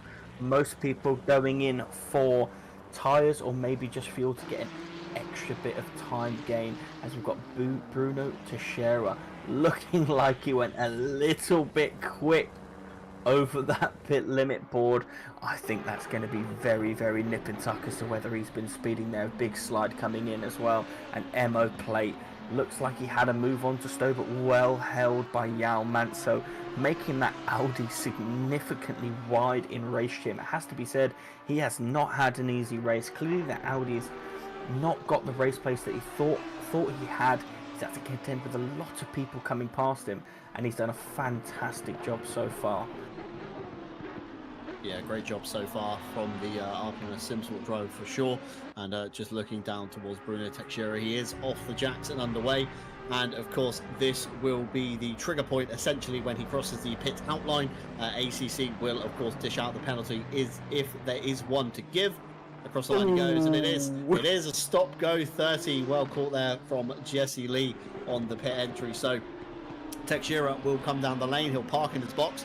Nobody can touch the car, so you can't combine this with a pit stop either. Not that you'd want to anyway, because of course Teixeira's pit stops are all cleared now, indicated of course by the green box. Lots of drivers still to take a pit stop, including Yao Manzo. Stands on the anchors, nearly collecting the Armco on his way in, keeping it off of that, though. Meanwhile, Badowski looking around the outside of the Mustang of Edwards. Of course, the V8 versus the V10. We know the V8 will prevail in the straight line, but could Badowski be doing a tactical maneuver here, you know, just working with Edwards and praying that he can get the Lamborghini down the pit lane faster than Edwards can. Of course, there's a big gap to the cars ahead, so it's not really worth risking everything at the moment. You know, you can bide your time for the next 32 minutes or so, pray for the mistake to happen, and then of course net yourselves a nice position. Of course, it could all happen on pit lane as well, as lots of drivers begin to make their final stop, including Richard Phillips there. But Badowski tucking in to the back of Ted Edwards, knowing that the V8 will pull away during the start finish during the hanger straight here, not the start finish straight, as they come into Stowe corner. Lamborghini closes up, of course, on the brakes, corner entry and mid-corner, corner exit, the Mustang disappears, and once again we have a classic game of cat and mouse, but both drivers should be pitting in the next few laps or so. Yeah, we'll be expecting their pit stops imminently, and it'll be interesting to see if one of them wants to dip in early just to get out this battle in case they're losing too much time to the people around them. Just as we've got the pit stops flowing, I'm going to read out a couple more incidents that's come through if this battle just survives through. Benjamin Harmon into the pits, braking for the pit bull. That seemed safe to me as he follows the GTR into the pits, first of the leaders to blink, and it was saying just before he came into the pits, the two Ferraris got within 1 second of him as we're on board with Roscam coming up behind Ibiza Racer, who got involved in that incident early and got absolutely T-boned. I presume he would have fixed that damage, but again, alternating pit strategies. If I was Ibiza Racer here, you just let the person on the alternate pit strategy through. Don't lose too much time to the people you're fighting, but looks like he's putting up a hard defense, picked his line there very well. Ted Edwards, the first person out of him and Badowski to pit. It looked like he got on the brakes an adequate time there, and he'll be serving his pit stop shortly. Will Roscam get him into cops? Not quite, so he'll be following him through the Maggots and Beckett's section. Sorry, no, we're not even on we're not even at Maggots and Beckett's. I've lost my place on the track. We're actually coming into Village and into the loop. It looks like he's going for a bit of an over and under, get on the throttle as early as he dares, but not quite enough, it looks to me so far. It looks like he gained a lot through Aintree, though. He could have a run here as he barrels down the straight into Brooklands. He's going to look to the inside. Is he going to go for an outbraking maneuver? He thinks better of it through Brooklands and following him through Luffield. And it looks like Ibiza Racer with the indication to tell Roscam that he's coming into the pits. A very good sort of show of sportsmanship there, as Roscam is now free to start chasing Richard Whittle. But over to the incidents. We have got an incident on lap 22, turn 15, involving the number 6 and the number 97. 20 seconds for car 6 for an unsafe rejoin, leading to avoidable contact, and an incident on lap 25, T14, involving the 22 and the 73. That was a 5 seconds for the car 73, and we've just seen Christoph Verstappen and Tom Shipston coming into the pits. It does seem like, unless Verstappen has an absolute terrible pit stop, that he will retain the lead here. He was 8 seconds ahead going into the pit stop cycle, whereas Holman, Shipston and Kalatiad were all extremely close together. So hitting your marks on these pit stops is going to be absolutely essential for them, and I think when we get off the back of this pit stop cycle, we are in for quite the fight for P2 today, John. Yeah, it's going to be basically a mini sprint race, isn't it? Towards the end, of course, under half an hour to go.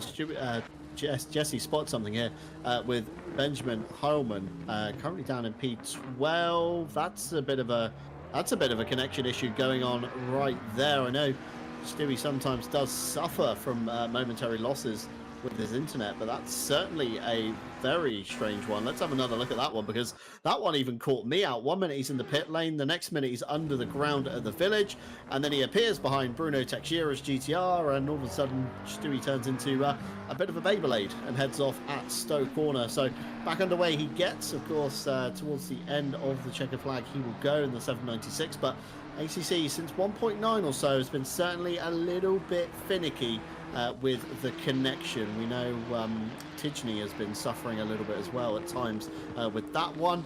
Meanwhile, it's GTR on Prancing Horse here. That's Daniel Crinzen and Joshua Lation. A little bit of a touch through the first corner of Copse. Crinzen comes out on top, and he remains ahead of Lation.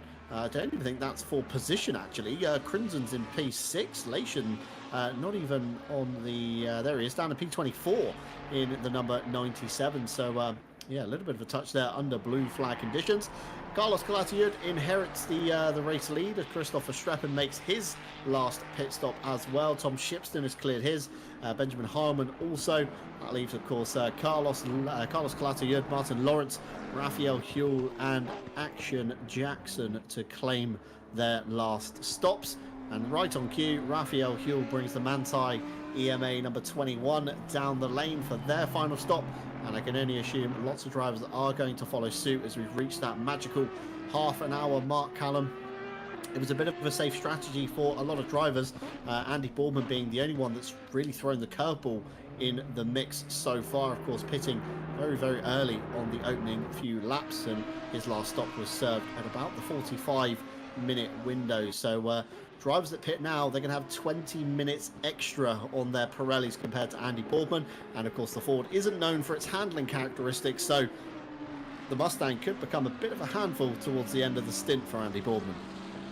Yeah, absolutely. And even though I am an absolute sucker for an alternate strategy, and I've been a low-key rooting for Boardman and the likes of Redford on the alternate strategies here to make it work, it does seem like the 30-minute splits with tyres has been the way to go here. On board with João Manso, it looks like Emo Plate got past him. I'm unsure if that was on track or in the pits, but João Manso with some fresh rubber is looking for blood and looking for that place back as Raphael Huell just slots behind Manso coming out of the pits and is joining in this battle. It looks like we've got a fight for P2 and a fight for what is currently P8 on track is brewing for the end of this race. Yeah, lots of different manufacturers getting involved in that one as well. So we should start seeing the advantages and the disadvantages that you spoke about earlier between all the cars. Carlos Calatayud, meanwhile, goes for another lap. Martin Lawrence peels the Bentley down the pit lane, and that looked very, very close as the back wheels came over the pit entry line. Of course, ACC measures from the back set of wheels coming over the line and what speed they cross at. Of course, there's certain thresholds for drive-throughs, stop-and-go 30s, etc. Of course, Stuart's not going to be watching the pit entry times because, again, that is all gauged on ACC's software. So place your bets in the chat if you're still watching at home along with us here at RCI TV. Did Martin Lawrence come in a little bit too fast there, or was he safe from the wrath of the red box? As the pit stop turns green, in theory, he should be off the jacks and underway towards the pit exit line. He is. He's got a very late garage down the lane as he trundles 48, 49 kilometers along the way. Things racing through his head. Was I slow enough? Was I too quick? Across the line he comes, and he is safe from the penalty system that we saw Bruno Teixeira fall a wrath to earlier on. Back out on track, Martin Lawrence goes. Raphael Huell still sat behind João Manso, and of course Emo Plate has managed to jump the both of them in the last set of pit stops. The number 71 Lamborghini just ahead there, so we've got a fight, like you say, Callum, brewing on our hands here. And of course Carlos Calatayud and Daniel Crinzen, the last two drivers electing to take their pit stops. Everyone else on the field has ticked off their stops, so the only two that you do see are, of course, on the left-hand side of your screen as Benjamin Harmon sizes up Daniel Crinzen down into the club section. The GTR, the long way around, plonks it on the apex, hampers the McLaren with a run off the corner, although Benjamin Harmon manages to get the nose up the inside of the GTR towards Abbey they race. Of course, Benjamin Harmon on the favoured side of the road, move signed, sealed and delivered. I don't think Daniel Crinzen is going to fight this one too hard. Of course, he's got the mandatory pit stop still to clear. Joshua Lation in the background, fingers crossed these guys keep it clean between themselves once again. Carlos Calatayud down the lane for his mandatory stop, so in theory Daniel Crimson should follow suit, because I believe both of those cars, Callum, were on the same strategy last time by. Yeah, they both seem to have gone slightly long on both stints, and I just want to call out Crimson doing his absolute best to keep Holman behind as his teammate Tom Shipston is up the road being chased by Benjamin Holman for that currently P3, but once everyone goes through the pits, more likely for the P2 spots. And it is worth calling out as well, we had that incident with Holman, but he's still only 2.4 seconds behind Shipson, as we've got a move here on Yao Manso into Brooklands. Later under the braking is Raphael Huell going round the outside of Luffield. Will he have the traction, more traction than the Audi? We do seem to favour the Porsche here. Runs a little bit wider now. It's a drag race into Copse. Who's got the better legs? You'd probably favour the Audi here. So I think Huell may just slip behind. No, he's still side by side going into Hop, slips behind just before the turn-in and through Copse Corner as they head on to Maggots and Beckett's, probably for another look into Stowe Corner. But he had a pop, all while Emo Plate is just slowly gapping them as these two battle away. But there's a lot of pace in that Porsche, and like we said, the tyres are more favourable at the start here for the Porsche, but he wants to gain as much time as he possibly can in the early stages of his stint, because the more time that goes for, the more those rears are going to be hurting, and then he'll be the one defending.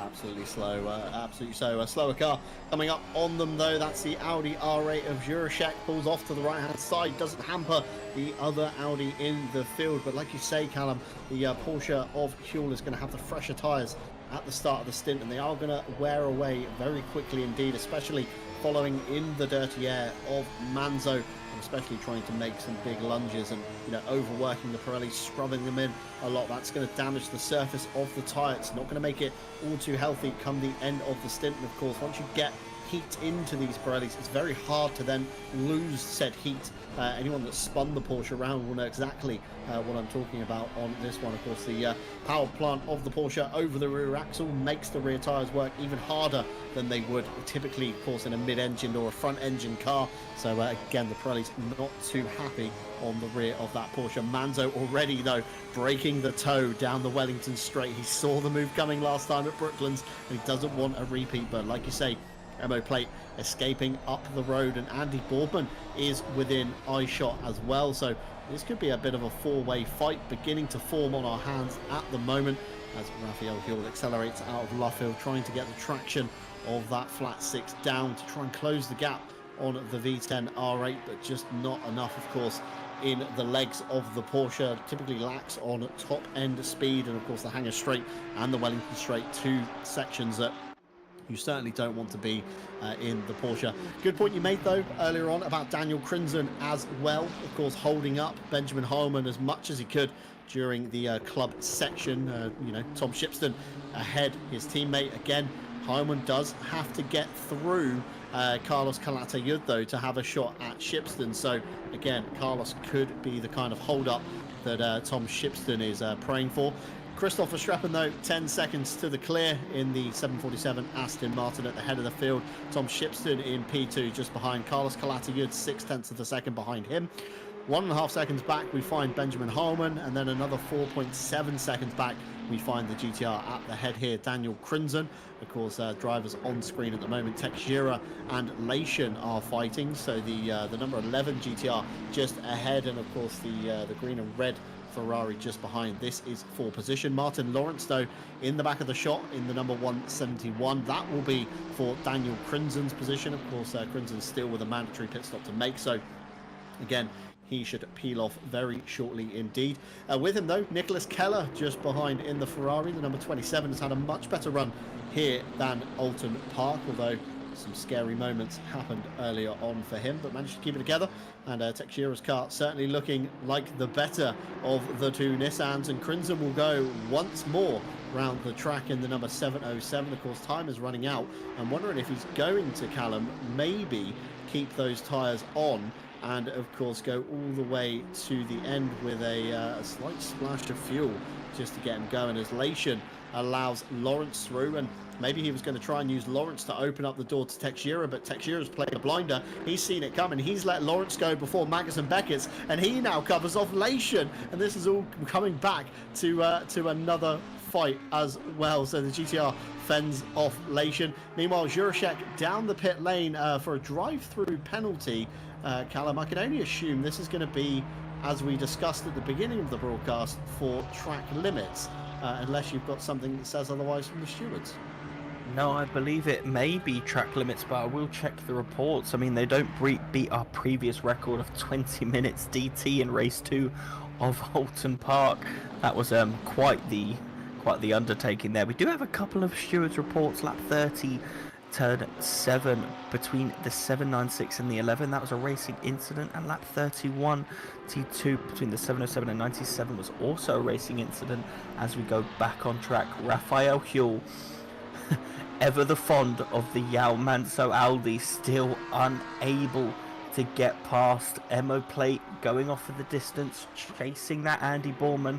And we have to remind everyone watching on YouTube and Twitch, Andy Boardman on the alternate strategy in the Mustang, who isn't too favourable with its tyres, with a lot older tyres than the car behind him. We are about to see the world's widest Mustang, but as Emo Plate tries to make those moves to get past Boardman, it's just going to bring Manso, Huell and maybe even Whittle into play for this battle for P8. Yeah, absolutely. So things beginning to hot up. Ibiza Racer staying way out of the way of the fight for the podium. Of course, Tom Shipston just ahead. Carlos Calatayud looks like he gets the better run through Copse, but of course 2 into 1 doesn't go into the Maggots and Beckett section. But Carlos certainly tucking that Ferrari all the way into the diffuser of Tom Shipston ahead. Of course, Shipston 10.6 seconds to the good. Carlos using all of the track and then some, even cutting a bit of the grass as he comes out of Beckett's through Chapel Curve onto the Hangar Straight. Of course, just behind there, Benjamin Heilman, just behind there, Ibiza Racer. So if Racer is anything like he was to Carlos, of course, he's going to move way offline for Heilman, let him go through, and then we're going to have a real fight on our hands for the last 15 minutes or so. Can Heilman take out enough time to catch Calatayud and Shipston? However, can he get past them? Because Heilman could have a nightmare repeat, a bit of deja vu from last week at Alton Park, where he's got the pace to catch, but he just doesn't have that extra bit of room to get by as Ibiza Racer moves over.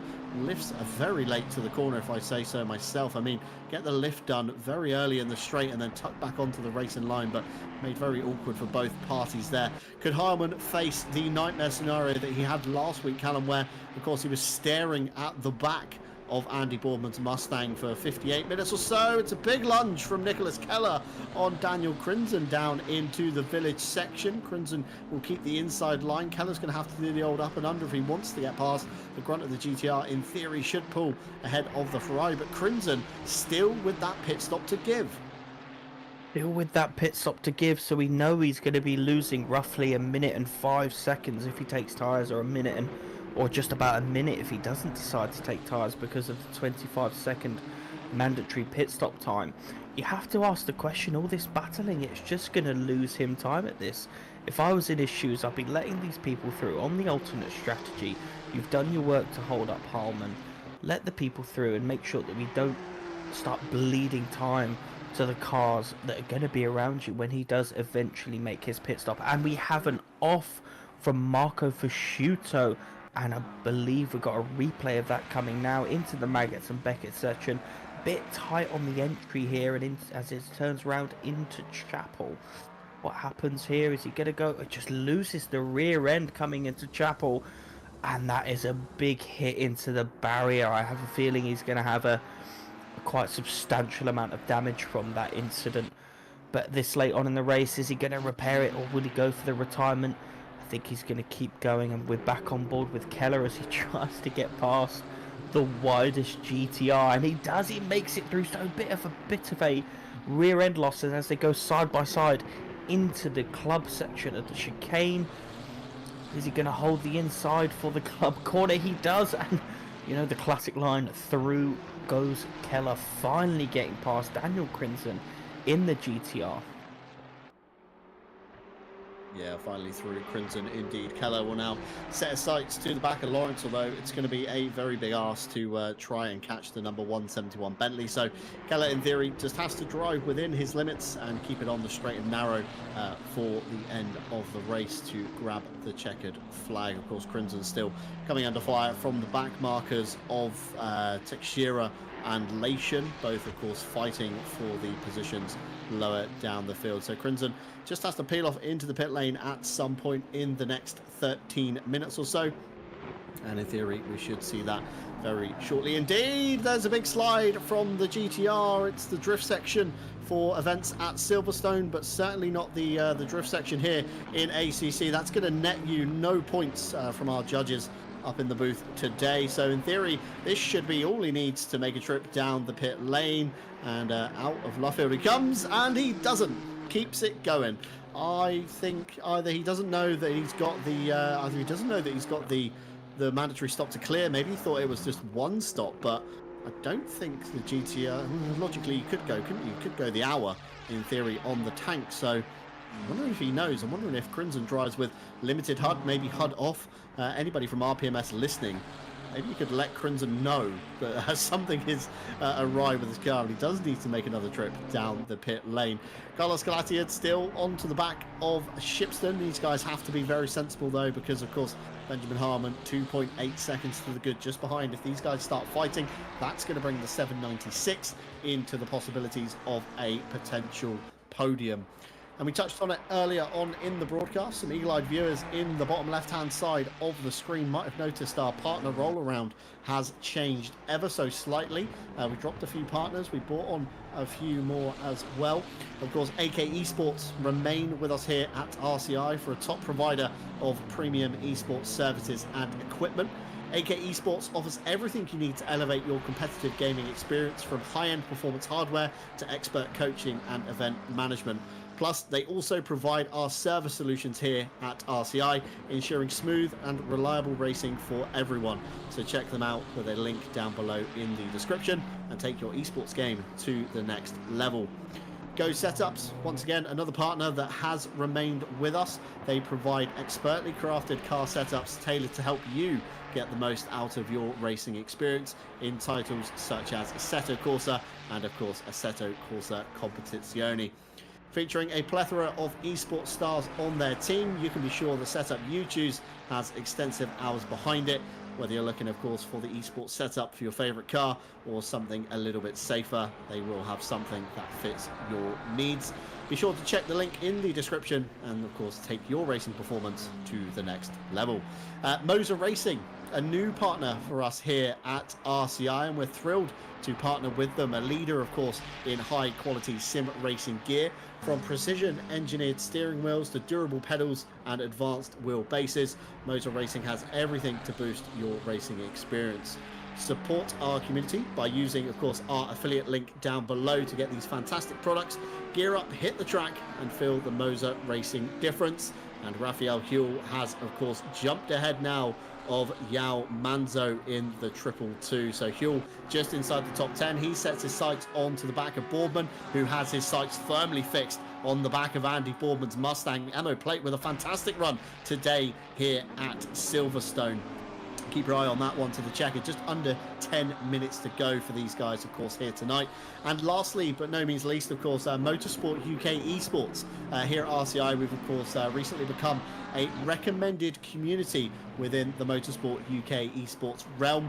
And as we see Carlos Calatayud sizing up Tom Shipston here side by side, they will run down the Wellington Straight, of course, into the Brooklyn section. Carlos Calatayud on the favoured side of the road at the moment, but the inside will, of course, become the outside for Luffield. Tom Shipston tries to get the old up and under with a better run, tries to get the overlap, tries to do the old long way around through Luffield, get the wider entry, of course, the later apex, punch the throttle that a little bit harder to try and get the run towards the start-finish line. But I think Carlos has done just about enough through that final sector.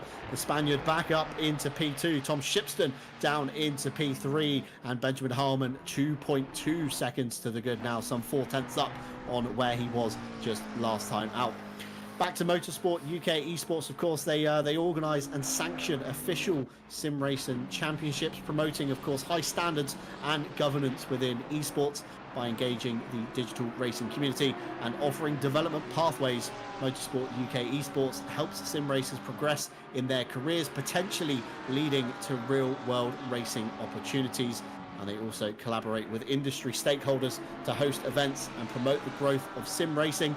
And they are the official organisers at the moment, along with Williams Esports, of the FIA Motorsport Games qualifiers for the UK leg. So if you are based in the UK and you fancy your shot at heading to the FIA Motorsport Games, be sure to head on over to their website. They've got a full news article on how you can get involved in that one, and maybe we'll see your name on the big screen at Valencia in October. Emo Plate, though, he's gone from attacking Andy Boardman, Callum, to being attacked by Raphael Huell in the number 21 Manthey EMA Porsche. Yeah, absolutely. Oh, and a bit of contact there just on the exit of Stowe. Huell going for the outside move there. Much better mid-corner speed. Almost heard it round the outside, but Emo Plate not having any of it. Bit of argy-bargy on the exit, and it looks like a little bit of a late consideration for the stewards to think about. And all while they battle, Boardman struggling on his tyres. Very thankful for that battle, and we've got a replay on board it now. So we just got Huell going around the outside. It looks like Emo Plate had a bit of a snap there, and during the correction slides into Raphael Huell. We'll have to see what the stewards think about that as they tidy this one up. And this battle has seen us all the way through Abbey Village and now through the loop as we go into Aintree. We have a car parked on the straight. That's Ibiza Racer. And we've got a replay coming here. It just looks like he's pulled over, maybe called it a day, maybe had a hardware issue. It doesn't look like all the wheels moving there in the cockpit, but we could be having a bit of a hardware issue or running out of fuel or something that's happened to him. On board now with Joshua Lation with the GTR behind him. This is still a race we're playing with. Back live with Yao Manso at the back of this sort of train behind Andy Boardman. Just jumping back to that lead battle, John. What a move from Carlos Calatiad. It was essential he got past Shipston without losing time to Benjamin Harman, because any continuation of that battle would have just bled time and brought Harman into play, but he got it done through Brooklands and through Luffield. A wonderful move to take him further onto the top step of the podium, chasing Verstappen, though we do have to say that's probably a little bit unobtainable at this stage. But going down, other battles to look out for: the Boardman train, we will call it, as well as the Redford train. Ted Edwards and Aaron Jackson on the back of Redford, trying to get those last places, fighting for P15. And we've got on board now with Aaron Jackson, who is to the rear of Ted Edwards, and you see Mike Redford on the older tyre there, gaining as much slipstream as he can from cars that he will be lapping shortly, trying to gain any advantage to keep Ted Edwards and Aaron Jackson at bay. Yeah, Ibiza Racer, of course, got back underway by the looks of it. The number 808 is just ahead of Ted Edwards at the moment. I thought it was a fueling issue. The revs were at 0, so I'm wondering if he caught the ignition button.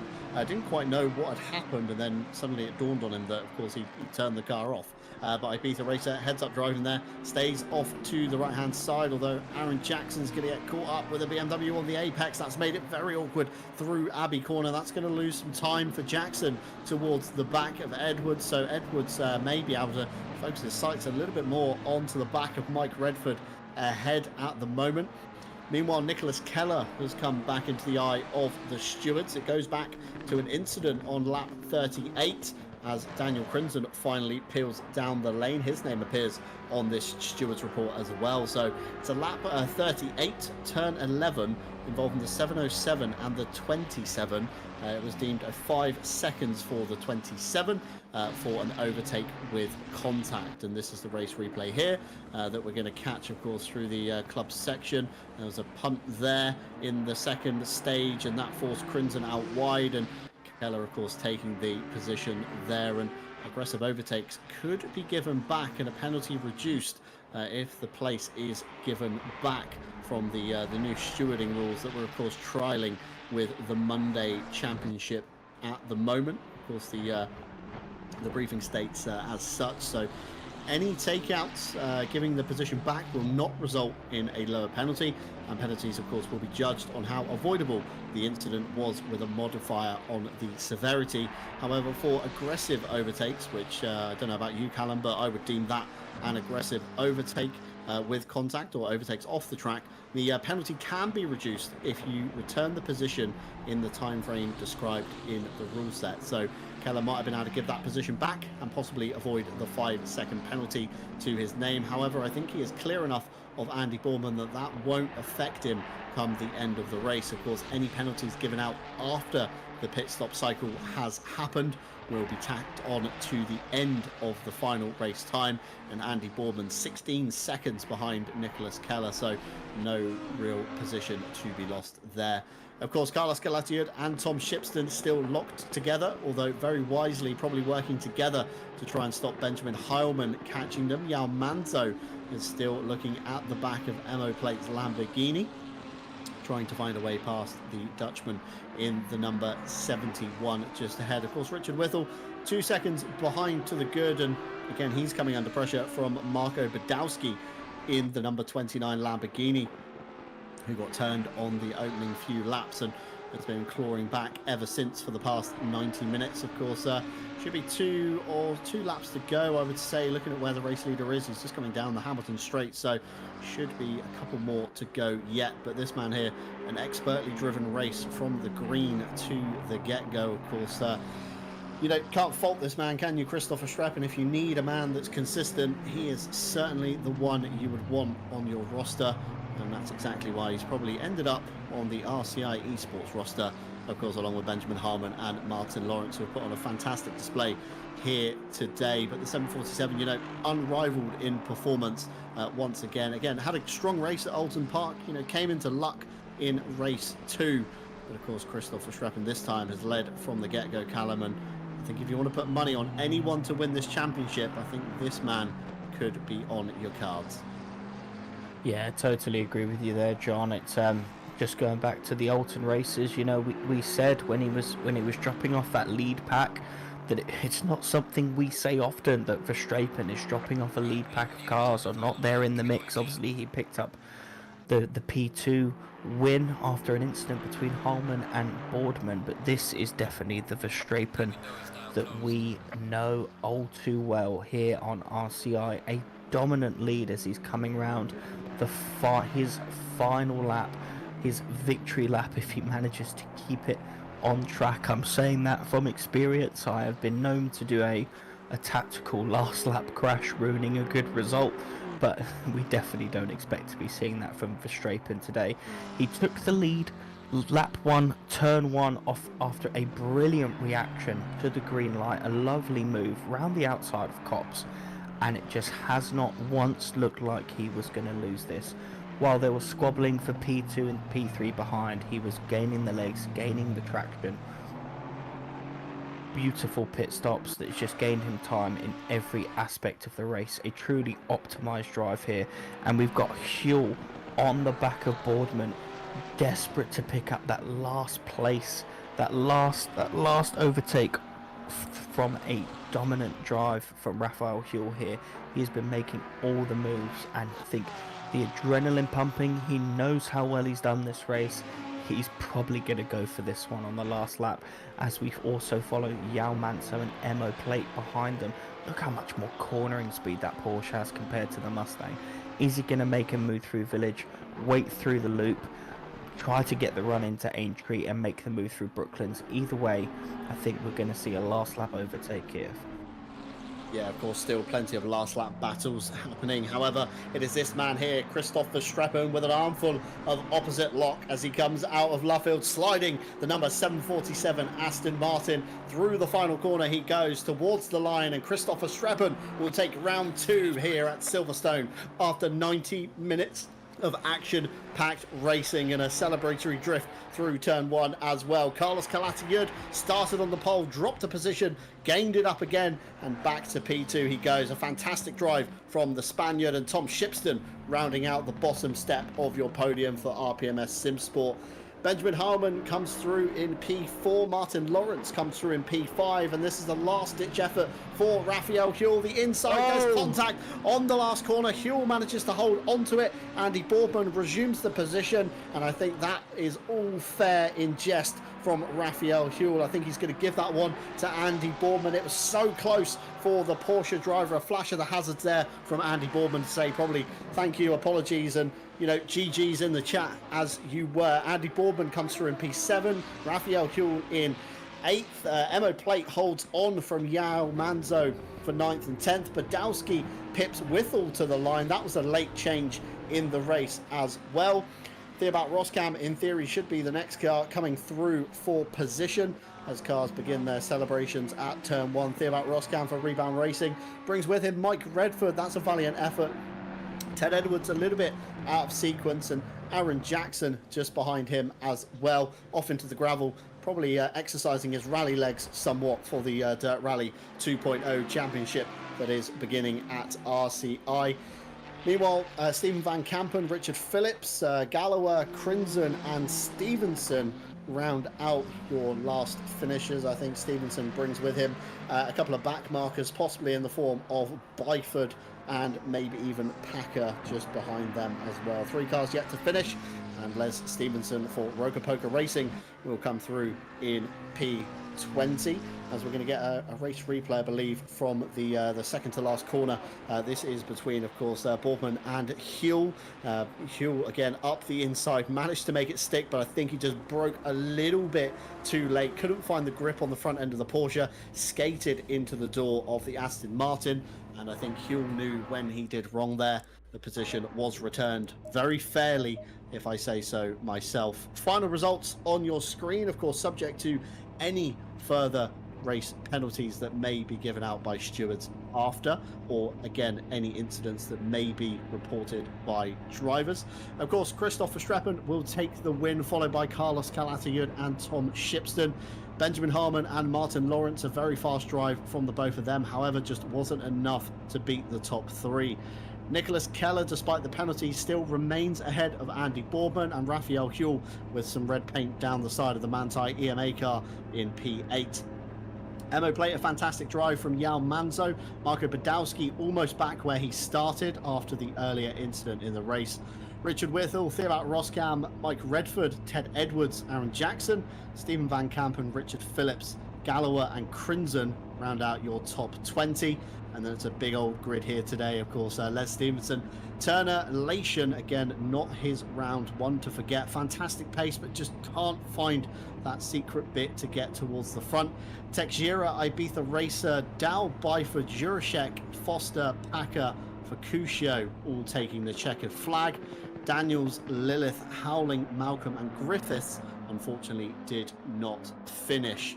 And that's very unfortunate indeed. However, championship, of course, still very much wide open this season. Of course, we are only at round 2 of a 7-round championship with mixed formats. So we're going to head to Donington next week. That's for round 3. Before round 4, the flyaway race of the Mini British GT Championship takes us to the Nordschleife. Round 5 will be back at Snetterton. Round 6, once again, we head to Donington, but this time for a 1-hour sprint race. And of course, Brands Hatch will round out in August for the final round. So plenty more action to come here on RCI TV on Mondays. And if you do want to get involved with us, of course, head on over to the website. That's racerci.com, where you can sign up and pre-qualify if needed for any of these events at any time. On the website, of course, Saturday Night Owl Season 18 takes a 1-week break until July 13th when they head to Zolder for round 4. Currently, Etron Jejong leading over Joe Dorber and Ted Edwards in Pro. Meanwhile, Callum Kerrigan leading silver ahead of Alan Asprey by 2 points over Adnan Pazina. Sign-ups are open for Wednesday's Sprint Championship Season 2. That begins July 10th at Suzuka. 2 30-minute sprint races, no mandatory pit stop, and from my time in Season 1, it provides for some fantastic, frantic, fast-paced racing, where early position gains are very important. Also on the website is Friday's GT3 Championship. That kicks off July 12th at Kyalami. That's a simple format, 1 hour sprint races, a short pit window, should make for some exciting racing that drivers are very much used to. And joining us in the booth at the moment, we have Tom Shipston. Tom, fantastic result once again. You and Carlos locked, bumper to bumper for the majority of the race, and it looked tough from where we were sat in the box. 90 minutes, half an hour extra than maybe what you're used to. How did it go? Oh, it was super tough. It was just flat out for the entire 90 minutes. And yeah, I don't think I managed to overtake him on track. It was just through pit stops I managed to get Harman and Carlos. But yeah, it's just insane battling. I say Carlos certainly in a bit of a league of his own tonight. Unexpected pace, shall we say, from the rebound racing driver. Of course, Harman was looming towards the end, some 2.5 seconds, and up here in the booth we speculated, if you guys started fighting, could have certainly turned into a three-way fight at the end. Were you conscious of Harman behind? Were you trying to work with Carlos more than fight him at the end? No. I'd kind of turned off my relative and was just focused on Carlos in my rear view mirror, so I knew if he caught up, then hey, it'd be a three-way fight and it'd be pretty epic, but no, just full on concentrating on Carlos. So certainly would have made for some exciting viewing up here with us in the box. Callum, any questions you have for Tom tonight? No, nothing from me, John. Just wanted to extend a well done to Tom there. That was an incredible race to watch. The early battles in stint one between the three of you, and then the constant bumper to bumper of the two Ferraris was one definitely for us too that we enjoyed massively. So I can only imagine how it felt in the car. So well done on a brilliant result. Yeah, Silverstone's a good track for the Ferrari, so it was good to have me and Carlos fighting up there at the front. But while we have you, do you have any shout outs that you want to do before we move on to the next interview? Oh, just to the rest of the RPMS lads who've all been in a call the entire rest. And it is Richard Phillips, Matt Stevens. They're according to some streams, it's what, Randy, please make soup. Or... Yeah, that's what we've been calling it all broadcasts. So. So Jesse Lee getting more irate with us every time he hears Randy, please more soup in his ears. But yeah, certainly Richard Phillips, Matt Stevens, SimSport. There's not much to it on the face of it, but certainly made for some interesting speculation at the World Tour 24 Hours. Tom, again, congratulations from me, obviously from Jesse and Callum. Fantastic result, and certainly look forward to seeing how the championship rounds out, especially if we get more races like this one. But we'll let you get off, of course, conscious of time in Europe at the moment. Cheers, thank you very much. No worries. That was Tom Shipston, of course, from the Randy Pleasemore Soup Camp, or the RPMS SimSport Camp, should we say, if we're going by the official title. Of course, we've had some fantastic battles today, Callum, from up and down the grid. Of course, next week we've got another 90-minute race on our hands. Again, 2 mandatory pit stops. Again, 1 litre of fuel, fixed refueling window. Could it be another third? Or maybe will we see some drivers trying something a little bit different when we head to Donington Park next week? We shall just have to wait and see, John. You know my feelings of Donington Park. I'm going to be excited for this one, and if it's anything to go by for what we've seen for race 1 and race 2, it's one I will definitely be enjoying next to you and next to Jesse Lee in the comms box next week. Yeah, it's going to be a fantastic show again next week. And of course, if you're at a loose end on Mondays, be sure to tune in to RCI TV. Unfortunately, no other broadcasts this week with us here at RCI TV. It's a bit of a quiet one on the calendar. However, you can head on over to the website, racerci.com, where you can, of course, check out any of our events, day or night. And again, a big thank you to you guys at home for being with us on this journey. Whether, of course, you're watching back, you're watching live, or you're just lurking in the background for some evening viewing, we appreciate every single one of you. As we have a bit of a late interview, actually, just before we do wrap up, Joshua Lation joins us in the box. Joshua, not the most ideal race, let's say, from today. Again, the car looked like it had fantastic pace, but you know, you just couldn't get that little bit just to get yourselves towards the front. Yeah, it's just one of those races. I mean, I hit Badowski. It was just one of those really unfortunate, that type of corner. I left him room, but you know, it's one of he cut across. I tapped him round. I'll take the 15-second penalty. It is what it is. But yeah, the pace was really good. I just couldn't extract it, and then eventually, after that incident, cleared the penalty, fresh head, and I was going for it, and then yeah, I had a massive accident with car 6, and yeah, it kind of ruined my race, but we kept going. Yeah, of course, still a plenty of rounds left on the calendar. Of course, we're only round 2 of 7. Any particular round that you're particularly looking forward to coming up? I mean, Brands Hatch. I'm a big fan of Brands Hatch, and I've also not done the Nordschleife on ACC yet. I've been away for about 11 months now, so yeah, looking forward to doing that. It's going to be fun to get my teeth into, I must say. Yeah, so the flyaway race, of course, next week at Donington Park. The week after, of course, we head to the Nordschleife. So that is, you know, speaking from myself driving it, a fantastic circuit. You're going to definitely enjoy it if the Ferrari has pace there, especially with the grip that thing has through some of the turns. It's mind-bending. Yeah, so yeah, I look forward to seeing you there. I hope definitely. so, although it is scared of curbs, the 296, so we'll see how it goes. Yeah, there's a few curbs you can touch, and then the rest of them just don't even look at them, and you should be fine.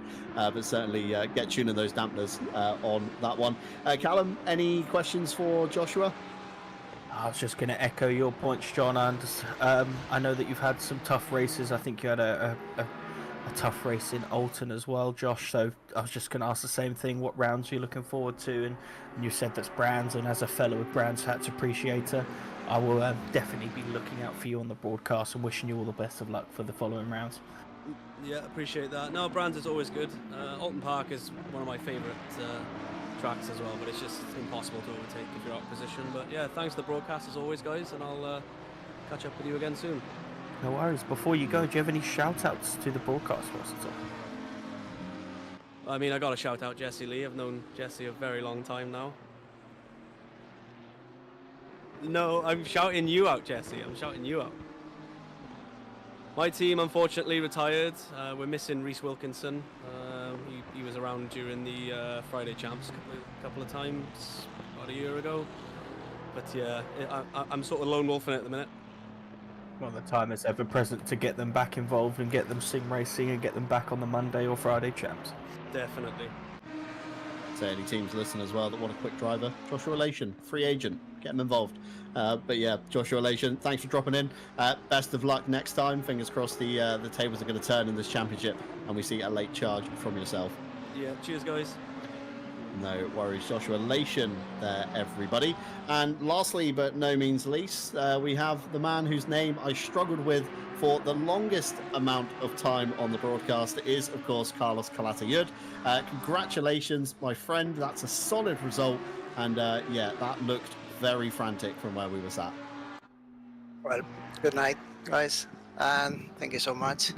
Sorry, it is my best result here in RCI.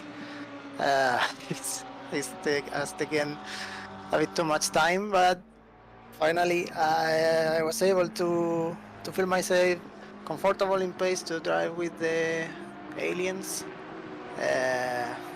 I never expected to be fighting with Stewie, Verstappen, even Martin Loren, even if he started in the back. It was great for me. Yeah, I'm exhausted. Shout out to Tom Shipstone. Very nice race, very nice fight. To the other drivers, I want to thank RCI, all of them, broadcast, stewards, even managers, my team, Nico, Thibaut, Joe, and of course Benjamin, who is not driving for the last months because he's having a tough time. I want to remember him. So I think you've covered every single question we were going to ask you there, Carlos. But congratulations, Callum. Sorry, anything for Carlos from yourself? No, I guess I haven't had much questions for our interviewees today. Just nothing more, nothing short of just more praise, Carlos, going your way. I know we've spent some time in the steward box, so I was absolutely beaming ear to ear to see you have such a good result today. Well done, and look forward to seeing more in this championship and in further RCI championships going forward. Yeah, hopefully. But thank you, guys, and thank you to all driving in the Monday and on the other championships. So Carlos Calated there for Rebound Racing, and that was our last interview of tonight. So a few late interviews there snuck their way into the box, but yeah, we thank each and every one of you again, whether you're watching at home, listening along, or watching back during your day tomorrow in the near future. Thank you very much for joining us, of course, on the RCI journey that is. And again, you can find all of our links down below, including links to all of our partners that, of course, make this possible, from AK Esports to Go Setups to Moser Racing, the new partner, and alongside, of course, Motorsport UK Esports, becoming a recommended community under their banner as well. And it wouldn't be possible, again, with every single one of you, whether you've driven, you've helped, you've been involved in RCI from the early days, you've just been in the background, each and every one of you have made this possible. So we thank you from the bottom of our hearts. But from myself, John Dalton, from Callum Kerwin alongside me, and Jesse Lee, of course, behind the cameras, and all of our live stewards that have joined us for 90 minutes of action-packed racing, we'd like to bid you farewell. We hope you have a wonderful rest of the week, and join us again on RCI TV next Monday for another round of Mini British GT. Take care.